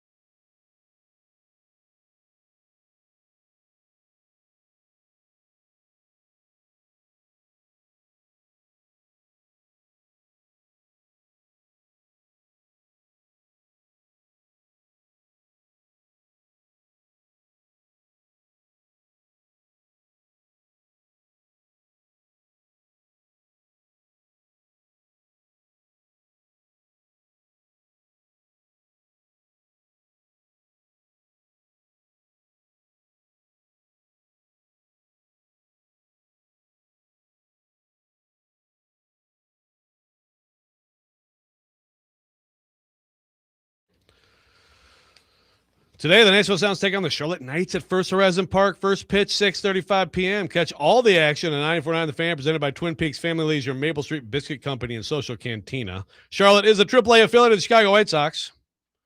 You know what we say about the Chicago White Sox on this program? Connor Nute? Same thing you say about the Colorado Rockies. I mean, I don't have any beef with the Colorado Rockies. Is that a Robby beef? Does he hate the Rockies? I didn't know that. Not that I'm aware of. That's interesting. No, dude, we just say that the White Sox suck because we hate the Chicago White Sox. Well, that's true. That's a show. Do you hate them too? No, if you're going to be on the show, just join me in hating them. Okay? That's fine. Well, I'll they do that. Suck. No, they're actually they're in first place, which is very disappointing to me and breaks my heart, actually. So people are telling me, sorry, I tell you this too, by the way. And you're involved in this kind of news. You would keep up with Titans training camp with 102.5 The Game for the latest updates, player interviews, and more as you get prepped for the upcoming Titans season. Coverage of Titans training camp presented by Twin Peaks Restaurants, Parman Tractor and Equipment, and Tri-State Water, Power, and Air. Tri-State Water, Power, and Air. Visit TriStateWhyWait.com for your home generator needs. And you are covering the Titans for us this year. So this is your first year like full time, like covering the Titans? Full time, yeah. I've covered camp the past 2 years, but full time in terms of, I'll be there most days, be at the games. I probably won't travel to the away games just because I don't think they'll pay for my flight, but that's okay. But you don't know for sure? I mean, if you don't know for sure, Chase, get on this, Chase. Let's go. But I'll definitely be around them, at least in this city, as much as I possibly can. Yeah. So we will get into the Titans more next hour for sure. Charles Robinson has to punt this week. He's on a whirlwind of camp tour. He'll be back in a week, and he'll have gone to 5 camps by then. But there is a lot of reaction, Connor, to the I still don't believe it. People are apparently Big Joe and Nick Frazier were like, oh, yeah, no, that's a rule, man. I need to hear it with my own ears. I will react accordingly, okay? We're working on it. We're trying to find the evidence of this absolute crime against the station. I could actually see it, though, from Joe. Joe's enough. Well, he's just trying to be a contrarian. He doesn't believe that. Just trying to be a contrarian. He's a bit of a rage baiter, as the kids say. So yeah, little bit of a rage baiter. A little bit of a try hard. There's one that my darts. Yep, that's one. No, you're try hard. What the hell does that mean? Okay, is it bad to try hard? Yeah, I'm a try hard. Don't care. Yeah, Brandon on the YouTube chat says Tennessee should run Carter out there game 1. What would the NCAA do? Nothing. Yeah, well, I mean, that's the thing. It's like, I guess their season would be invalidated, but would they actually like send people on the field to like physically remove him? I mean, he'd play, I guess, right? Yeah. I mean, it's kind of like Memphis sort of did this a few years ago with what's his name. You know, he was ruled out. You're like, yeah, you keep playing him. That's okay. I mean, if I'm Tennessee, I would adhere to whatever they make you do, but I don't think it's worth even more trouble. Because if you send him out there, they have the opportunity to say, you didn't abide by our rules in the first place. Now we're really going to punish you. Yeah. Well, so they can, so they can forfeit the season or something. Yeah, whatever. They vacate the wins, and Tennessee win.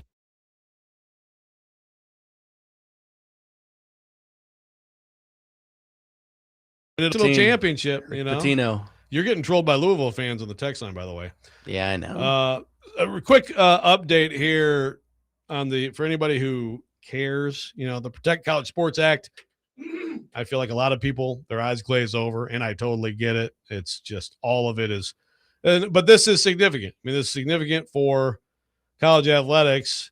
They're trying to get this, basically antitrust exemption, which would protect them, of course, from a lot of lawsuits that they've been getting crushed on. So Ross Dellinger from Yahoo tweets that there's no more negotiations. Unclear what happens if they don't meet. So they're supposed to meet today. And there's a 10 a.m. I assume that's Eastern. So right when the show ends, of course, because news always happens as soon as our show ends. Every show says that. Yeah, but I swear, man, there's so much 9:03 a.m. news. I mean, Jake Lyman is just rolling in breaking news. But it says revising key sections, setting a 10 a.m. deadline for the leagues to agree. So the Big Ten and the SEC have been hammering away at this bill to try to get it changed so that they'll support it. and 10 a.m. deadline. A quote, he has a quote from a source that says, quote, pencils are down. This is a take it or leave it. So if it has to be sent to Majority Leader John Thune today to have a chance to get to the Senate floor for a vote next week. Then there's a month-long recess. So look, I still ultimately don't think this is going to become a law. I don't think so. I never have. Right. It is obviously by far the closest, and it's the best chance. Now, Ross says that with the Big Ten SEC support, many believe it will pass the Senate. We'll see. But a big part of this is, the Big Ten SEC, first of all, they hate a lot of what was in the original bill. Cody Campbell was a big, at least ghostwriter of this bill, right? With Ted Cruz. But, a lot of it, like the pooling of media rights, a lot of it was trying to limit the power of the Big Ten and SEC to do things like break away. There's language in there about, you can only add up to 19 teams in your league. And if you are a team that goes to another league, you got to sit out for 5 years and be an independent, which is an interesting thought. Yeah. Like you have to sit for 5 years, being independent and make it on your own, basically, before you can join. What it is the Big Ten or SEC. The SEC has 3 spots left to get to 19. The Big Ten has 1 spot left to get to 19. Again, if this were to pass. But a huge part of it, of course, is the Big Ten SEC want this floor. They basically want the cap to change from the House settlement of $21.5 million or whatever, like $22 million range, to about 50. Yeah. Right. So that's quote unquote the retention pool. But all of this is, to me, I'm no expert on either government or law, but even with this passing, you're talking about trying to put these caps on people earning money. I still think that they'd be open to losing in court with some of this stuff. Obviously this would be a massive protection. It should make a difference. And some of the things in this bill I think are good, but I just ultimately don't think it's going to happen. We'll see. It's gotten close. It's a good start. There's just too many loopholes. And I think the media rights pooling is what turns the SEC and the Big Ten away, because like you said, they don't want to lose the power that they have. They're the top 2 conferences in the nation. So if they lose that power and everyone becomes equal, then they're not going to be okay with that. Yeah. But see, the thing is, first of all, I don't buy that everybody becomes equal. Even within those leagues, there's still different resources that you have at your school, right? Mm-hmm. Like Alabama has better resources than Iowa State does. Yeah. Like if Cody Campbell is correct, and the problem here is that it's hypothetical, it's theoretical, but look at the NFL and what they do. Jacksonville Jaguars, you get the same as the Dallas Cowboys. Works out okay for them, right? Yeah. I know college football isn't the NFL, and it can't and shouldn't be in every way and can't be in every way.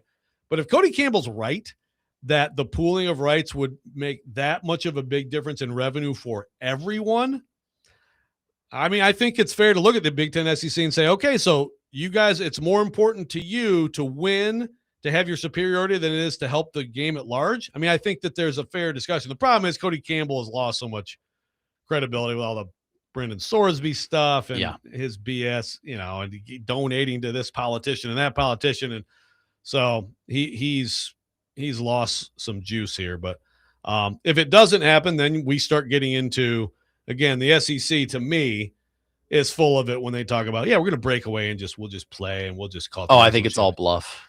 But the breaking away to a certain point of self-governance, and also the breaking away of the Big Ten and SEC, the nuclear option that people have been talking about forever, of we go create a new thing. There's a language in this bill that prevents that from happening. If the bill doesn't pass and everyone's unhappy about the lack of rules, the lack of oversight, the lack of consistency, all of it's a mess, then I think you do worry about that getting closer to reality. And that's concerning. Yeah, for sure. There was a couple of weeks ago, or I guess last week, when Sankey was talking about the breakaway league, I was thinking at first, this is kind of a real possibility because you have coaches and you have the commissioner saying it. But then I started to think about the logistics of how that would possibly work. And it would truly just hurt the product of college football as a whole. I don't know if the SEC or the Big Ten would be able to handle that. I feel like as a whole, all, what is it, 138 FBS teams as a unit, there's not balance. There's a lot of imbalance, but I don't know if the SEC would be able to handle not being able to play Arkansas State as one of their non-conference games, because that's an easy win.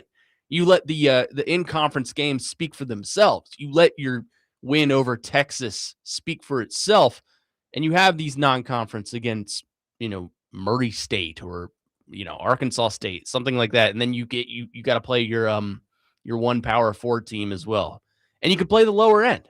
Some of them it's easy, like Kentucky will play Louisville and Florida State will play Florida, but for some of them they'll just pick the lower end. Like Alabama will play Northwestern as their out of conference opponent for the Power 4. So I don't know if the SEC or the Big Ten would be willing to give that up and just play each other.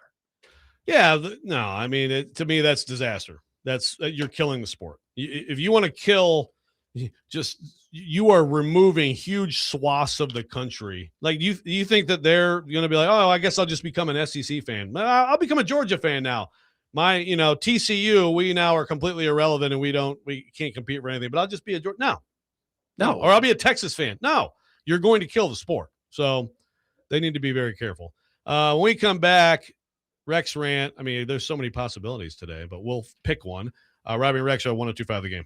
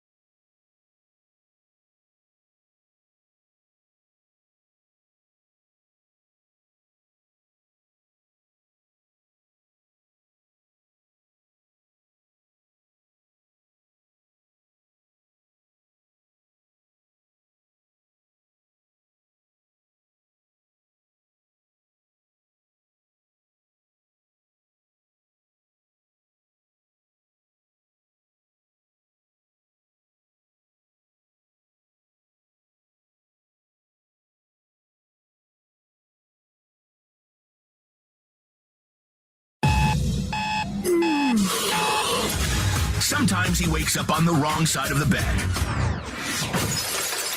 And sometimes he's just, well, Joe. Awkward moment. Let's do it. This is the Rex Rant, now on Robby and Rexrode. Say another word about the Detroit Tigers. You're dead. Nothing but ass and cheeks, man. I feel like ass. Me kissing some ass? Just kiss my ass. Kick my ass. Enjoy. Come on. I'm not asking, I'm telling with this. Kick my ass. We ass, we in. We love, we ass. Ass and cheeks. Oh my God. My ass is burning. The diarrhea? Where's the discipline? Yeah. We need a hard ass in there. We love, we ass. Okay. Did you rub your armpits on like Satan's sphincter?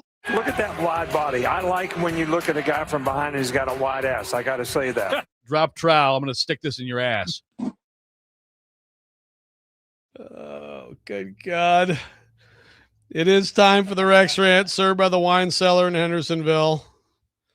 I just want to apologize. I guess, like, school's not in yet, right? So, like, if there was, like, someone driving with young children, you know, someone who doesn't want their children to use profanity. My apologies. That was an all-timer, though. That was a good one. We may use that term a bit much. I think we should replace buns. Let's use buns as a replacement. You know, we buns. I mean, you know, I love buns. The word, not. There's a drop. There you go. There you go, Ian. There's a freebie for you, buddy.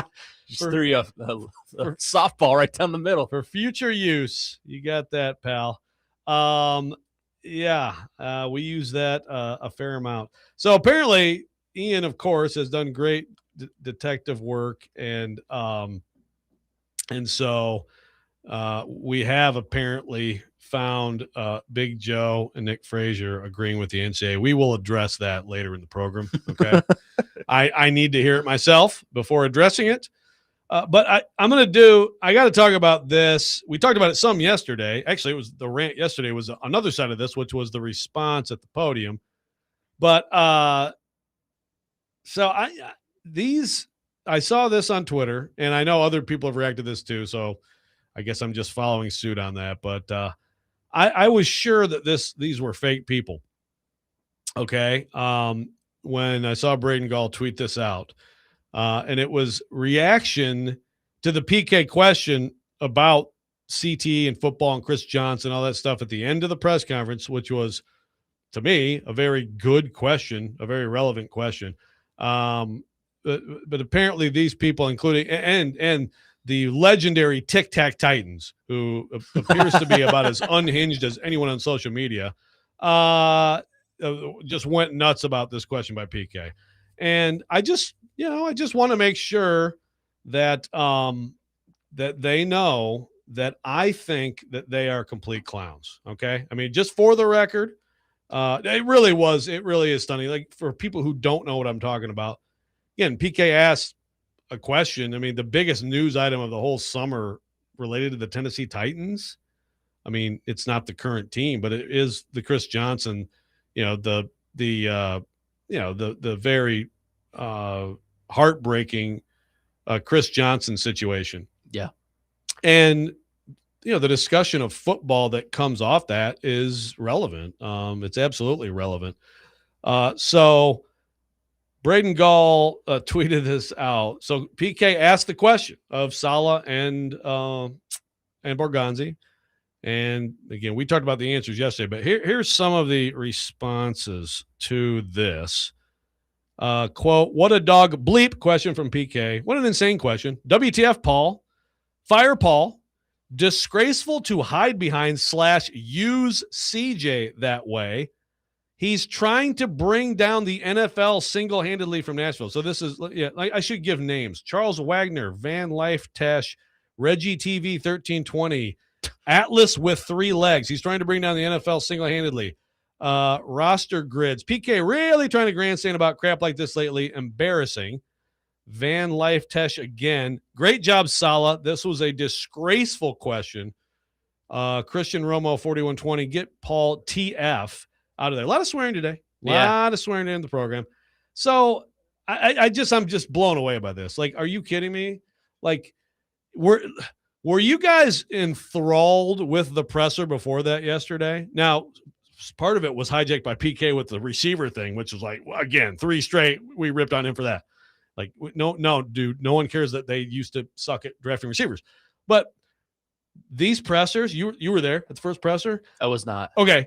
But but I watched You're it. Yeah. familiar with it. Do you know, like, it was like basically different variations of what's your philosophy on camp? Like, what do you expect from Cam Ward? What are you going to do? That there's nothing happening. Like, there's going to be days ahead when there's actual news and there's things that will happen. And we're going to want answers to specific news events. And that's fine. That's you stick to football then. After a game, if PK asks that question, of course, you'd be like, dude, this is not the place. Yeah. The end of an intro presser, it was the very last question. There was nothing to talk about, honestly, is exactly when you ask it.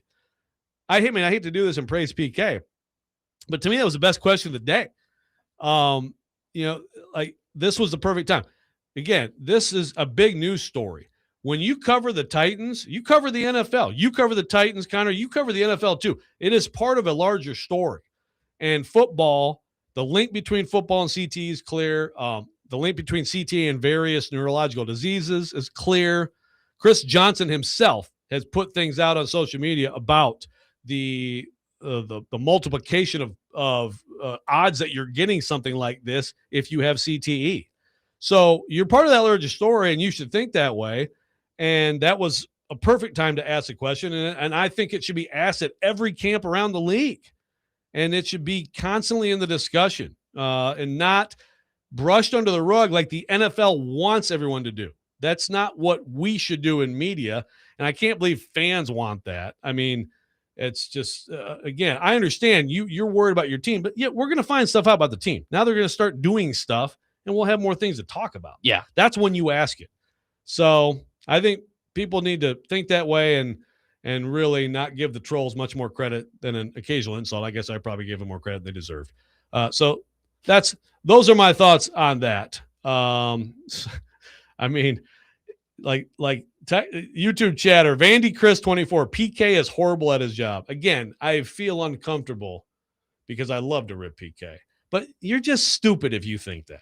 PK is not horrible at his job. PK does a very good job covering the Tennessee Titans. He's one of the best in the city. He's not afraid to ask questions. And sometimes, I take issue with his questions, like the receiver thing yesterday. We can all, take questions with like a Stilly. They take issue with a Stilly question, perhaps, from yesterday.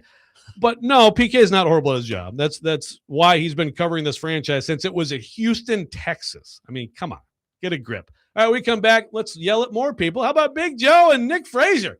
NCAA, woo, good job, guys. Good job. Robby and Rexrode, 102.5 The Game.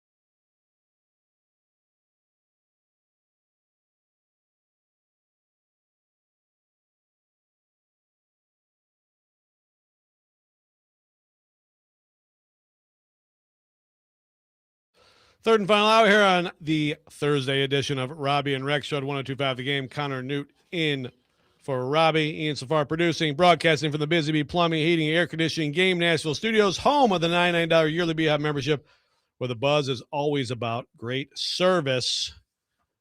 The Robby and Rexrode show is presented by Green Ventures Landscaping. For homes and businesses that want to stand out, not blend in, visit greenventureslandscaping.com. Normally we have Charles Robinson at this hour. He's all over the nation going camp to camp. So we're going to punt for a week and bring him back in a week with 5 camps under his belt, including the Niners. So he'll check out that interesting situation. We are going to talk Titans the majority of this hour. Connor Nute has been out there, was out there yesterday. We're going to talk about what he saw, revisit that, talk Cam, and a lot of other things. We have to deal with this, though. Like, we have to deal with this. Before we get to this, I want to read this from Dennis on the text line driven by WilsonCounty.com about the rant and the question. And he makes a good point about Paul Kaharsi. He says, PK watched firsthand a former player deteriorate over the years from the effects of playing football. People need to understand it's important and something PK is passionate about. Yeah, and it's something that everybody should care about and talk about. I mean, look, the future of football is a thing, and obviously we need more. I've been saying this forever. We need like advancements in terms of, is there ever a point where you can be tested? Because it does seem like some people are affected way differently and more severely than others, right? Yeah. We need as much research and science and truth and honest discussion of actual scientists and doctors doing things as possible in anything, and certainly in football. And so again, the NFL wants to brush this under the rug, and we're hoping, of course, that they have done a lot of things to make the game safer. I mean, they've taken a lot of the bad hits out of the game. They've done a lot, but is that making a difference? We don't know yet. I mean, we're gonna continue to lose people and study brains, and it's really critical. It's critical to the future of the game, and it's life or death. It's life or death for these people. So yeah. So I appreciate the question. Again, I understand there are some settings where it's just not the right setting. I think that was the perfect one. Someone said we must be jealous of Tic Tac Titans. That dude, Tic Tac Titans? I've gotten into a few arguments. Have you? Yeah. He seems like he's got real issues. Does this dude have serious issues or what? What? He's a yeller. We'll just say that. Jeff from Nebraska says, I know you love talking Tic Tac Titans of PK. I just love saying it. Tic Tac Titans. Have some of that, PK. But back to Jeff. He says, but man, I can't stand the guy. An absolute clown. Cheeks, buns, all of it. Jeff from Nebraska. So I don't know. Yeah, he was among the chorus of people like screaming at PK for asking this question. I'm like, yeah, I know. We needed another and again, it's whatever. I have no problem with the questions. I didn't think it was in poor taste. I thought it was relevant. Yeah, and it's the end of the presser. You wouldn't open it with that, talk about all the stuff. I have no problem with any of the questions. Once the season starts, you can't really ask that question, right? Like, if you're going to ask that for this season, now's the time. Exactly. And again, you cover the league. You cover a team, but that's part of covering the league. There was a time. I've worked on different things. I remember one day, and this was in the middle of camp, just talking to Derrick Henry about running back, the running back market and all that stuff, right? And do you wish if you could go back, would you be an edge or something? That's one of those things that once you get in the season and stuff, you're talking about the next game or the last game or whatever. But during camp, you have time to get into things like that. So now, meanwhile, we have audio. Is that right? Yes, a couple minutes of Big Joe and Nick Frazier. Yeah. Yesterday. I still don't believe that Big Joe, and I just put my support behind these guys. I love these guys, Big Joe and Nick Frazier. And I refuse to believe that they agree with the NCAA decision to act like it's 1988 and deny some cream cheese to the bagel of a student athlete. But apparently this is what they said. Initial reaction on the show yesterday. Here we go. All right, we got news about this Tennessee linebacker, Arion Carter, who's from Smyrna, who was badass in high school. He's a great linebacker. And you heard Brando's update in the Game Center update. He's been suspended 2 games for having an agent pay for his flight. And I know that it's wrong, and you can't do that. But you declared to come back to school, and you pay that money back. Should you be forgiven? You violated a rule, right? Yeah. So what if somebody gave him $18,000? I gave you $18,500. You're like, oh, okay, I gotta pay it back. But you knew it was wrong, right? I hate it for the young man, but a rule is a rule, and I can't really stand the NCAA, who, by the way, have no subpoena powers. Right. Always remember that. Young man is missing 2 games.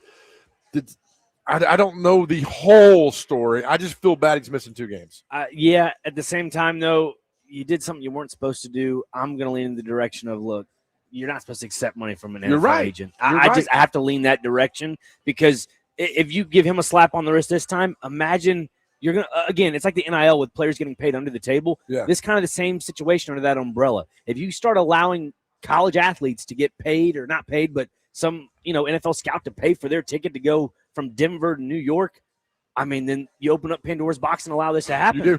Right. I can't agree to it. I'm with you. I think we agree on something. That's why the whole Pete Rose in the Hall of Fame thing. Pete Rose should never be in the Hall of Fame. Yep. He violated a major rule of baseball, and we're all like, "Oh, the dude violated the rule of and Joe Jackson, whether he was guilty or not, right? Still part. I mean, that's 100 years ago. I get that, and people are like, "Well, put him in now. He's no longer with us." Broke a major rule for baseball. If you start allowing this stuff in, then why do we have rules? Exactly. Then it's just no holds barred. You can do whatever you want. It is doesn't no work holds like barred, that, right? It doesn't work like that. So That's just a general kind of thoughts. I didn't go throughout the whole show. That was just the first initial reaction from the open there. What? What was that? I love that we actually, Big Joe actually drew a line between Arion Carter and Pete Rose. I like Frazier going, when you start to pay athletes, that's when the door opens. Pandora's box. As if we aren't already doing that. Arion Carter could almost buy the plane, dude. Yeah, I don't know, man. I'm disappointed. I'm very disappointed. I'm very disappointed in you guys. Because again, he's been taking money from an agent. He's had an agent. His agent negotiates his very lucrative contract to play football and get paid to play football. So this happened. Apparently it's going to stand. We'll see if there's any sort of legal recourse here from Arion Carter. But no, the entire world should be opposed to this and should point at it and laugh at it and just shake their heads. Although Vandy Chris in the YouTube chat does say the Vandy fans, Bama fans, they're on his side, but Vandy fans are talking themselves into this. Vandy Chris says the NCAA got it right on Arion Carter. They literally sent out memos the first week of December warning teams and players, if you do X, it is a violation. And then he went and did X. It was a good compromise for both sides to move on. Again, this is one of those things like Tennessee went through the process, like Adam Sparks said earlier. And, okay, he paid it back. You're initially ruling him ineligible. Okay, we'll go through the format. We'll go through the paperwork of this because, of course, now in this day and age, of course, this rule is obsolete, is archaic, and you would never actually try to bring consequences, right? And they were wrong. The NCAA did. I can't be mad at Tennessee for that. I can't be mad. Obviously, they regret it. Right? They regret it, and they're blown away that this is how it turned out. But I can't blame them for that. I think any school would have thought the exact same thing. Like, okay, this is just like Adam said earlier. It's like, oh, they just haven't updated the rule book. Okay, yeah, because again, everybody has agents. Everybody gets paid. Right? Agents take whatever 10%, 15% in college, which is pretty high, but it's like this is happening. Well, it's like we said, they're trying to uphold the old standard, and you just can't do that anymore. No. It's too wide open. I mean, to Frazier's credit, you start paying athletes, Pandora's box is open. Only problem is he said that He said that about 5 years too late. Oh my goodness. Caleb says that was some of the worst stuff I've heard on these airwaves. Well, we don't have to. And also someone says Pete Rose should be in the Hall of Fame. We do not need to have the Pete Rose. Yeah, no thanks. We do not need to have the Pete Rose argument. Trevor says I feel dumber for having listened to that. Nate says they're trolling. I don't think they were trolling. I don't know how you can look at everything and look at what has happened in college athletics and think. And I guess if you're Big Joe and Nick, you could say, well, yeah, there's a lot of rules I don't like, but the rules are rules.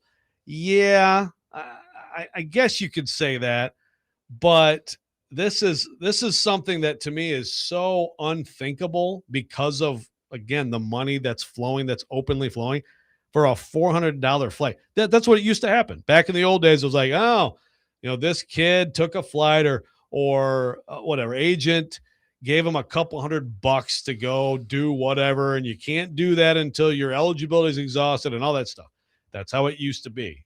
We're years and years past this ever being realistic as a talking point. I mean, it's amazing. So it'll be interesting to see if the NCAA, they'll probably quietly amend the rule book, but in the meantime, Tennessee gets punished. All right, we come back. We will get back into the Titans day one of camp as we look toward day two. Robby and Rexrode, 102.5 The Game.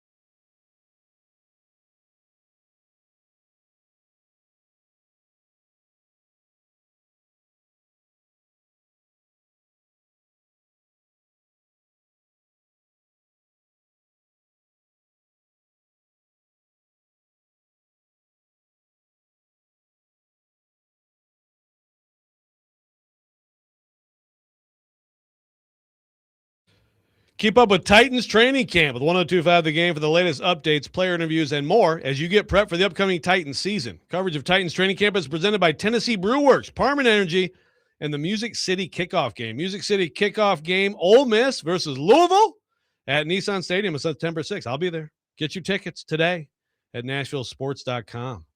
So, Connor, as a Kentucky fan, I assume then you're going to be rooting hard for Ole Miss that night? Well, Ole Miss is embedded in my family. My grandfather played there in the 60s. Oh, wow. So, with Archie?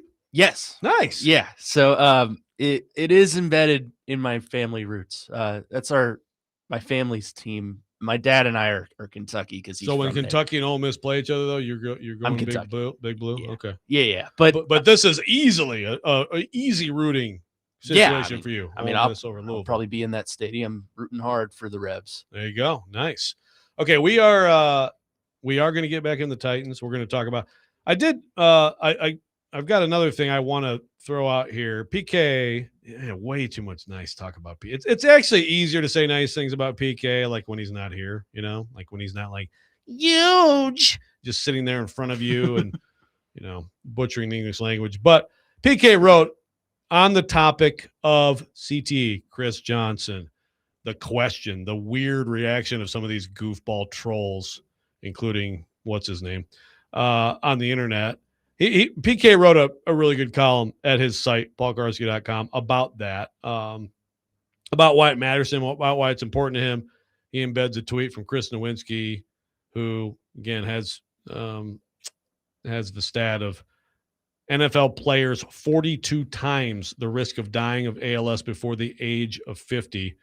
According to a study that was released two weeks ago. But I want to read this from PK, and he talks about all the stuff that we talked about during the rant, the reaction, stuff like that. Yeah.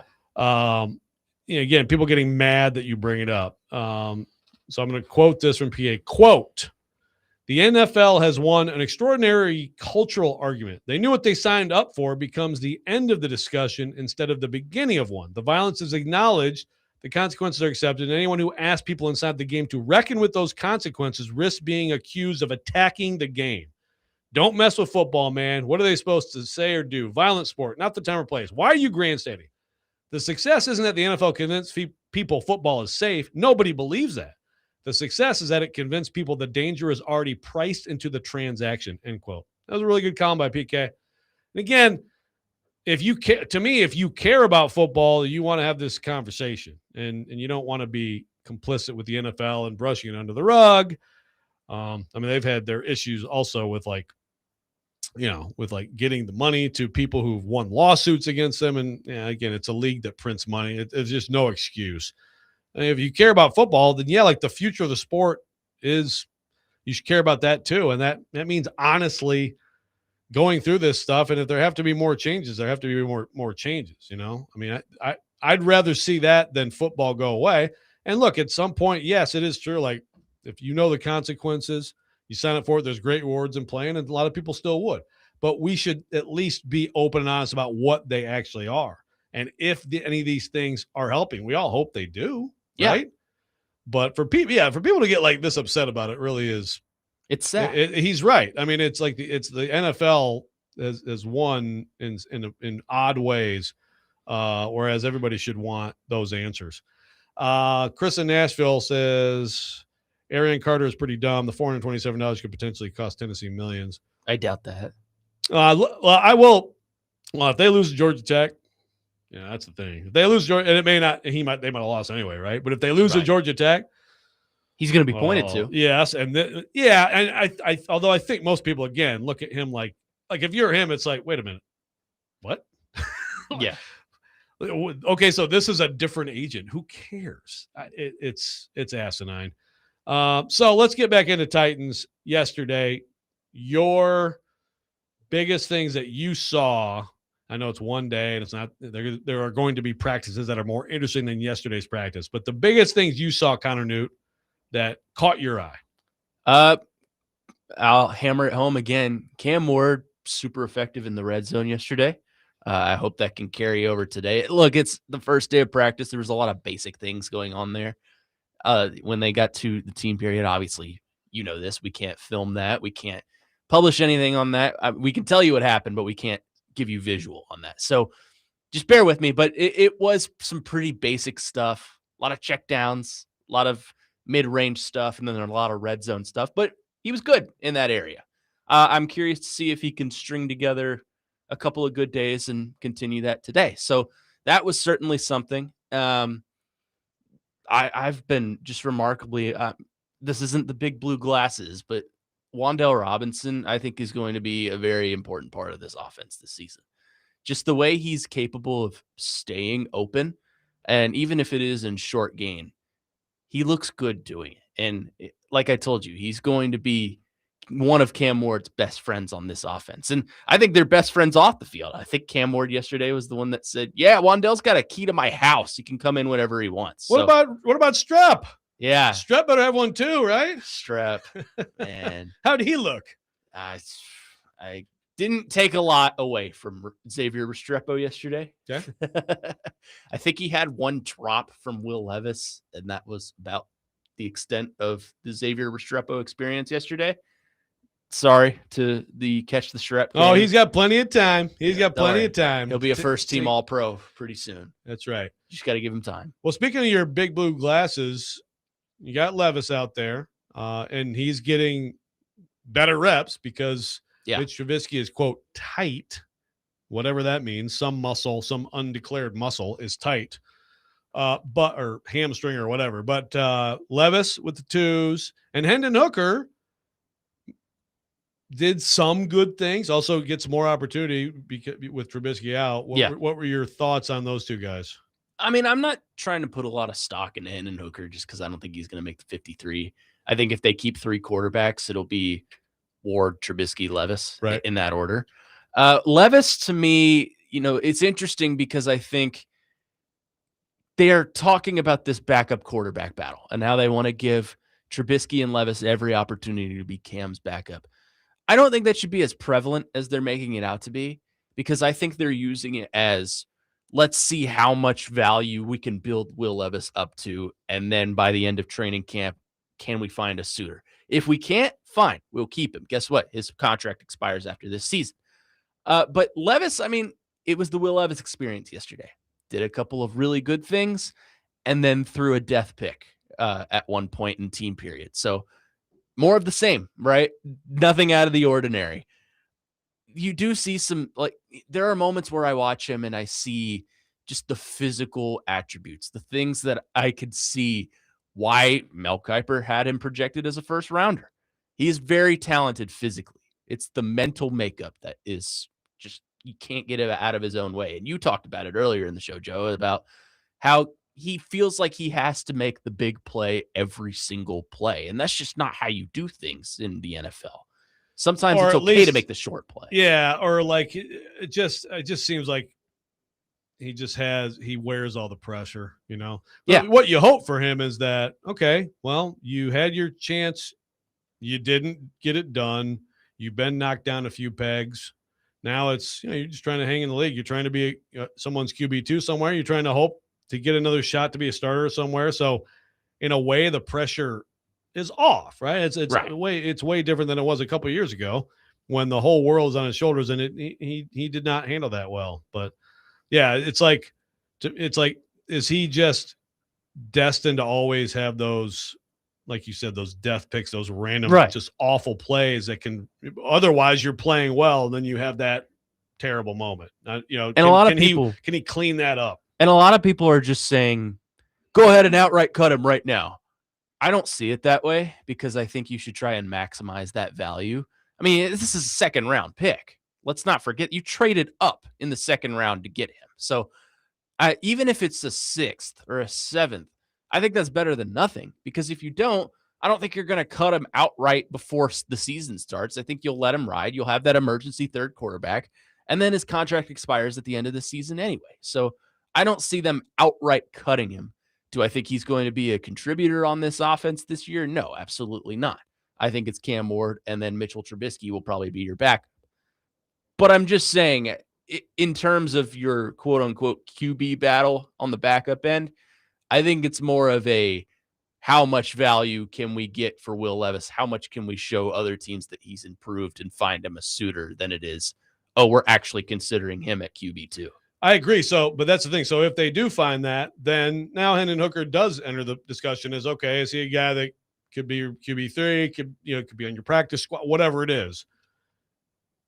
Are you seeing anything from him? I mean, I know he did some good things yesterday to where if Levis leaves the picture, he's someone who has some value in the organization. That's an interesting question. I see him as a practice squad kind of guy. Maybe not the kind of guy that you carry on your active 53 just because that takes up a roster spot. But to your point, if you feel like you can get something for Levis and then you feel like you need an emergency third quarterback to carry on game days, then maybe that's the move.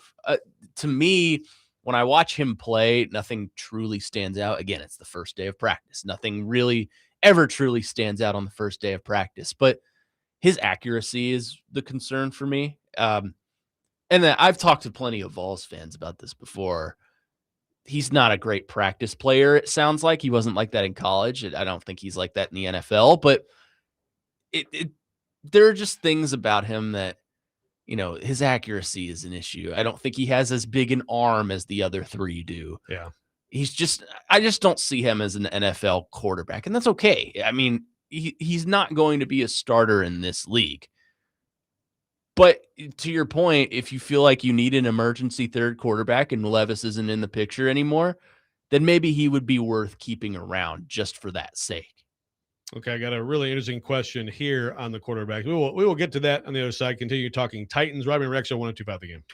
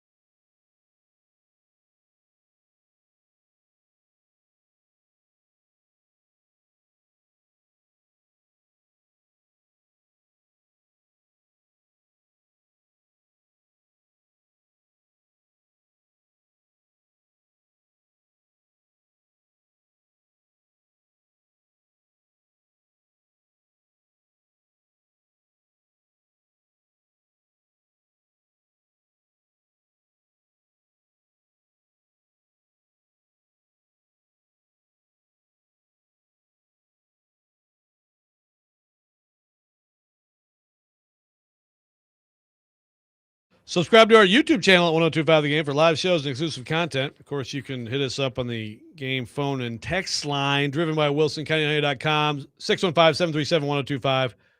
Robby and Rex Show, Connor Nute in for Robby. Robby and the family. I'm guessing it's a small world after all right now, maybe, maybe the teacups. I know that I know this is something that we did for sure is, you could schedule these like meetings with the princesses. Like Elsa, who were the Frozen? Elsa and Anna. Elsa and Anna. Yes. Elsa and Anna. So I think that's on the agenda too. So hope they're enjoying that. But they're missing the fun of a little Will Levis, Hendon Hooker quarterbacking in practice. Am I right? I know. I was just told I got blue glasses on for saying Will Levis's value. You and your blue glasses. Now, Dennis says that this is, this is, and Kaharski agrees with him. I don't know. It's a really interesting thing. Dennis says, why wouldn't you want Levis to win the backup battle over Trubisky? Well, first of all, it's the deck is very much stacked against him, given what they gave Trubisky.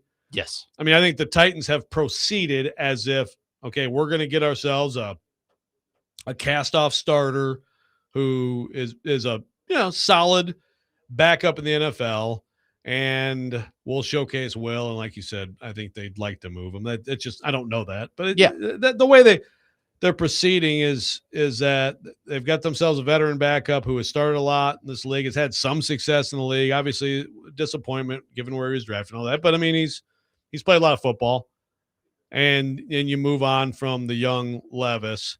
So I don't. So to answer the question, I just don't think he's going to get the opportunity. Now, Trubisky hurt. Okay, well now the door's cracked a little bit. Okay, well if Levis goes on a tear with the twos, okay, well then maybe you think about it. But to me, it would have to be him consistently being on a tear and really like playing above what he had, like above his level, right? Like you said, it's the occasional death pick. It's the accuracy is still not consistently what you need to be, which is of course, something with Cam, but I just, that in tandem with Trubisky being terrible.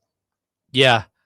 But I haven't seen that. And Trubisky's been good when he's played. Yeah. He wasn't out there yesterday. I anticipate he might be out there today. We'll see. But yeah, I agree with you, Joe. I mean, you went out and you gave Trubisky a contract and you paid him to be the backup. Will Levis was already on your roster and he's on a rookie contract. So he's not making what Trubisky is. And honestly, I just feel like there's, like you said, Trubisky, a disappointment given where he was drafted in his draft, but he's still a veteran quarterback. He still has winning experience in this league as a starting quarterback. He's been to the playoffs. He shouldn't start over Cam Ward, obviously, but we can't do that one. No, we can't do that one. Can't go there. But I would feel more comfortable with Trubisky as the backup than I would with Levis. That's just how I feel. Yeah, so like I don't like Dennis. If Levis is just incredible and takes this huge step, and Trubisky is either hurt or terrible, okay, well then at some point, then maybe the coaching staff starts to entertain it, and you start to see that in the reps. But I think when Trubisky comes back, he's going to get the 2s reps. Yeah, I mean, Levis as a backup get the 3s reps during the season doesn't really make sense because Levis is not going to get any practice time throughout the week. Cam Ward's going to pretty much get every practice rep during the week. And as a backup, you need somebody who can go in a game that week without having barely practice at all, know the offense and know what they're supposed to do and not have any reps. Levis is going to get very little reps. He's going into a new offense. As a young guy, as a backup, that's not ideal. And that's why I think you maximize that value.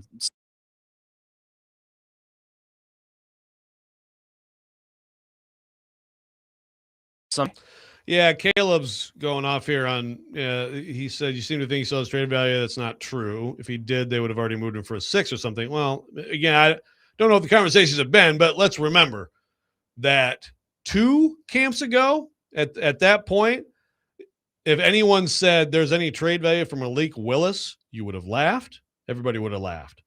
And then he showed improvement during camp, pretty significant improvement. Not to the point where I thought he'd ever be a starter, but significant improvement. He had some really good preseason game action. He upped his value. And, the Packers dealt for him, and it ended up being a stroke of genius for them. I mean, like, look at what he's been able to do for them when Jordan Love was hurt. And then, of course, now he's getting his opportunity with the Dolphins. Will Levis right now, I would argue, is more favorably looked upon league-wide than Malik Willis was at that moment. I would 100% agree with that. Or it's close anyway. I mean, they both had physical tools. Like for Malik Willis, it was his legs. And a huge arm. But where's the ball going? Yeah, right? The same could be said for Levis, but I feel like that's more honed in. And Levis has the advantage that he has more starting experience at quarterback than Willis did. So the problem is there's also that also means all your warts are on display, right? Whereas with Willis, there's film on that. The league had seen Willis play some, and it was like, okay, so they're running like, a very limited playbook, and he's one read and tuck. Like it wasn't good. Yeah. They almost beat Kansas City on the road with that, but it wasn't because he made a couple throws in that game. But yeah, he increased his trade value, and they got something. Of course, the Titans aren't getting much out of him, but I absolutely think that he's going to be put on display, and they're going to be open. And I think a team out there, I just have to think there's a team somewhere out there. We talked about this the other day, and I kind of overstated it. Like, there's got to be 10 backups in this league that you'd want to replace right away. I think actually the backup situation in the league has gotten better. I mean, every year there's a lot of quarterbacks that come in the league, but I still think that there's a team that, if he plays well, might look at him and say, we could fix this. I mean, the second act quarterback in this league is a hot thing. Dennis says, but you should want Levis to be good enough to win it. You either have a young QB that's evolving or a young QB you can trade. What are you getting out of Trubisky? I think, like what Ian said, and Kaharski disagrees, by the way. Kaharski, I'd rather have someone who can come in and be a playmaker. I mean, Levis has started a whole year in the league, so I think he'll be fine with knowing the offense. I agree that Trubisky just has more reps, more years, and I think Trubisky's a safer pick. Again, if Levis is playing really well, I get the idea of could he go in and win a game for you, but he also would have to. He'd have to improve from what we've seen of him. A lot of stuff you don't want your backup to do. Yeah. If your backup's coming in, you're trying to just stay the course, not screw up the game. No one's going to win a lot of games with your backup quarterback. That's a guarantee, pretty much, right? And so you just have to hope you can get by for a few games. Yeah, manage the game. Yeah. And Levis is not a game manager. I would agree. He's a YOLO guy, right?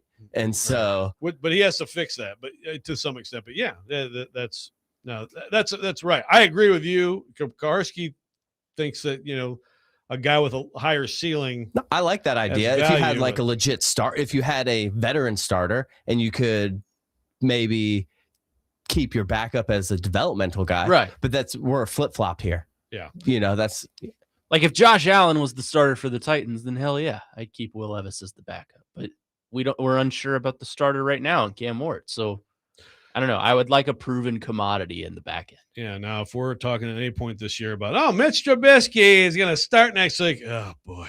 I can't even think of it. Chad says there's no reason to not give Levis a bulk of preseason game reps. You got teams starting guys like Geno Smith and Jacoby Brissett, not to mention injuries pop all the time. If he shows anything at all, someone will want him. Yeah, absolutely. It's hard for me to think that there's going to be a team out there that says, you know what?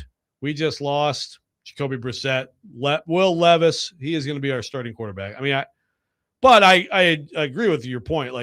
Put him out there, and maybe he will play really well. He is talented. Put him out there, and give Hendon Hooker plenty of snaps too. I mean, those guys, to me, should play. I mean, Mitch will get some time, and you hope that Cam gets a couple series. But yeah, you should see a lot. Probably Will more than anyone getting snaps in those preseason games. Because it's absolutely true. There are injuries. There's going to be something. There's going to be a team that at least needs now. Oh my gosh, our QB2's out. Whatever it is, you do have someone with talent on your roster that could have a little bit of value. Yeah. I mean, I think people are looking at this and saying, are you trying to flip Will Levis for a third or fourth round pick? And I just don't think that's realistic. No. You're going to get one of those late round 7th, maybe a 6th if he really performs well. Or maybe you don't get anything at all. And if you don't, then I would keep him. Just keep him on the roster, and his contract expires next year, and then he can go off and do what he needs to. But might as well, right? You're not paying him much. You're not going to throw him out there unless there's an absolute catastrophe with your top 2 guys. So why not just let him marinate on the roster, learn a little bit, develop a little bit in practice, and then see what happens. Yeah, Vanny Chris on the YouTube chat, who agrees with Big Joe and Nick Frazier that the NCAA is all-knowing and all good organization, says Atlanta's a dumpster fire for QBs right now. How about Levis and Hooker for Bijan? Oh yeah, hold on, I'm with it. I think your takes are pristine today, Vanny Chris. When we come back, we will wrap up the show. Robby and Rex show 102.5 The Game.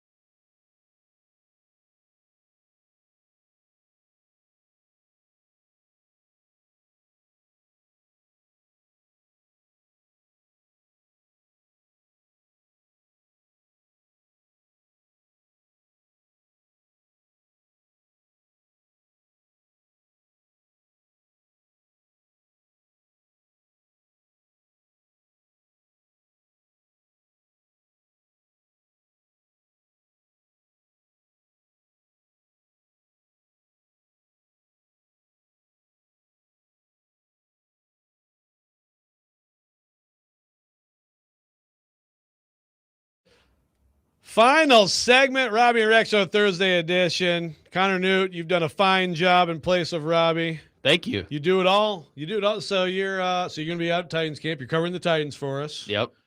You are doing the show here. You're producing DVD. Yeah. You're doing the 6. I am. The 6. That's 6 to 7. Yes, it is. What else?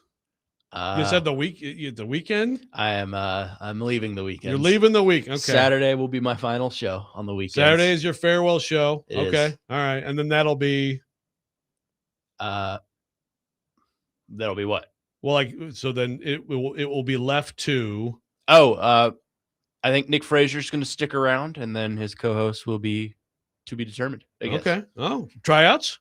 Yeah, we're holding auditions in the Applebee's parking lot. Dodgeball, nice. A little dodgeball to get the co-host gig. If you can dodge a wrench, you can dodge a ball. So I got just absolute goofball central coming at me.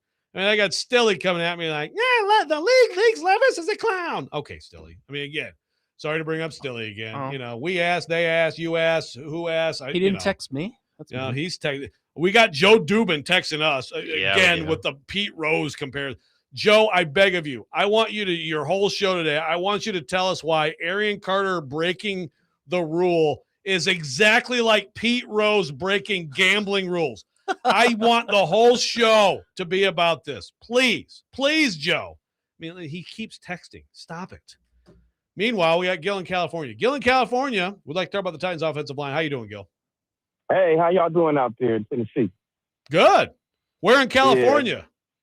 Yeah, we looking good out here. Well, the weather's good out here right now, but I just wanted to let y'all know, like, I just can't understand the cutting of Cushenberry thing. Like, I mean, I would say he was a mid to high level starter, and then he's coming back off the injury. But to cut him, and we have that much money left, I would just think that they would expect for him to have a bounce back year and to put Sloatman in there, somebody who's never started before. So I just can't get my grips on that. Maybe y'all can make me understand.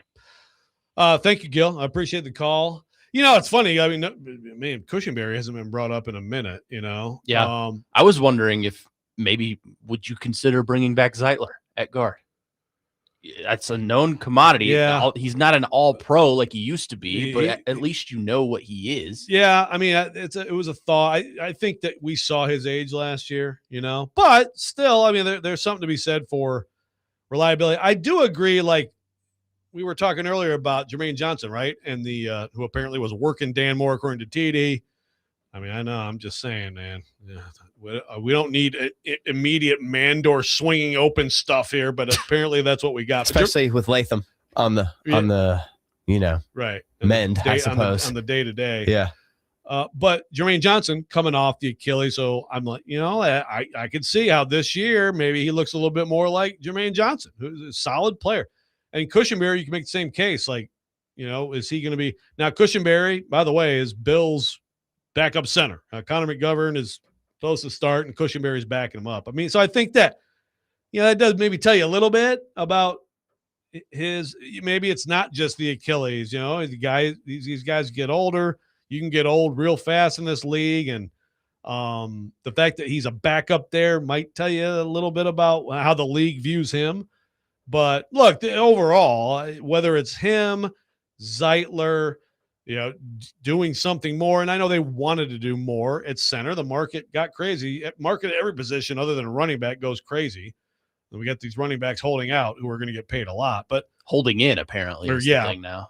Yeah, but look, it is very possible that as this season progresses, we're going to be talking about what they did and did not do in the interior. I hope not. I really hope that situation doesn't muddle everything offensively, you know. But the problem is then you have that in tandem with Dan Moore, and you have that in tandem with Latham and whatever's going to happen with him, and it's a big concern. It is like it grows every day. I think I said last night that my concern level on the concernometer is a 6 right now, but that could continue to raise if I see things that, like JC Latham, for example, when he gets off that PUP list, he's got to go and he's got to come out fast. I need to see immediate improvement from him. Keep those feet set. Quit with the holding. It's all mental for him, because I think he has the physical tools to be a good player. But if he can become that player he was touted to be out of Alabama and get into the mental space to do that, then we can justify him being a first-round pick. Through his first 2 years in the NFL, I don't think we can do that right now. No, it's like I was always super impressed with him, like even coming out at Alabama and the stuff Nick Saban said about him coming out. I mean, you're talking about, I wouldn't say that Nick Saban gushes about everyone, even his own players. He gushed about him. And it just, you just have to, then obviously he got out of shape that first year. He's at least been open about it. But even the stuff you hear last year about practice and some of the maturity questions and things like that if Arden Key is, kind of calling that out, that's, maybe not the greatest thing. So this is the fork in the road here for him with his career, let alone how important it is to the Titans. I was a little bit, you guys on DVD, you had Trevor Matich on for his weekly visit. And I was a little bit alarmed how Trevor was worried about Latham, the Peck, and just the whole right side of the line in general. When you can combine the Latham with the, up and down about right guard combined with the center, that means that whole right side could be a little bit in flux. And Peck muscles, even though Paul Kuharski's he said he was day-to-day, not overly worried about the Peck. But as a big man and a Peck muscle as an offensive line, they're going to have to make sure he's like good to go before he comes back. Oh, yeah. Totally. Yeah. Texter says he's a guard. And some people think that. And maybe he ends up being a guard, but that does not serve the purposes that this team needs served. So you cannot move him from left tackle to right tackle and then to guard in 3 consecutive years. Yeah. No, he's going to sink or swim at right tackle. Maybe long-term in this league, here or somewhere else, maybe he's a guard, but right, he can't be. He can't be right now. Trevor, to the point of the caller, said, Cushenberry signed to a $1.4 million deal to be that backup. The Titans clearly weren't the only ones to not see value in him. Like the league is kind of spoken. Did he fail his physical, right? I'm pretty sure he got cut with a failed physical designation. Cushenberry. I don't know how much that plays a role into it. But D-Mace, he's talked about the Cushenberry thing too. How he was worried, not sure that was a great idea, considering he didn't really have a legit option lined up. Yeah, that's the thing. That every injury now, like the ACL used to be, the end of your career, and now it's like barely, it's like a hangnail. Achilles, major advances. You are seeing guys in some cases come back close to new. Daniel Jones. Yeah. Right? Quarterbacks. Yeah. But big guys with Achilles, I still worry. Big guys, the big fellas that put that much weight, and put by that much strain on their feet. To me, that's still a concern. And you have to have a certain level of, physical ability to play that position correctly. Connor, great job today, my friend. Thank you. Thanks for having me. Out today at practice, and we will look forward to more observations from you. Jake Lyman, next man up, coming up, 102.5 The Game.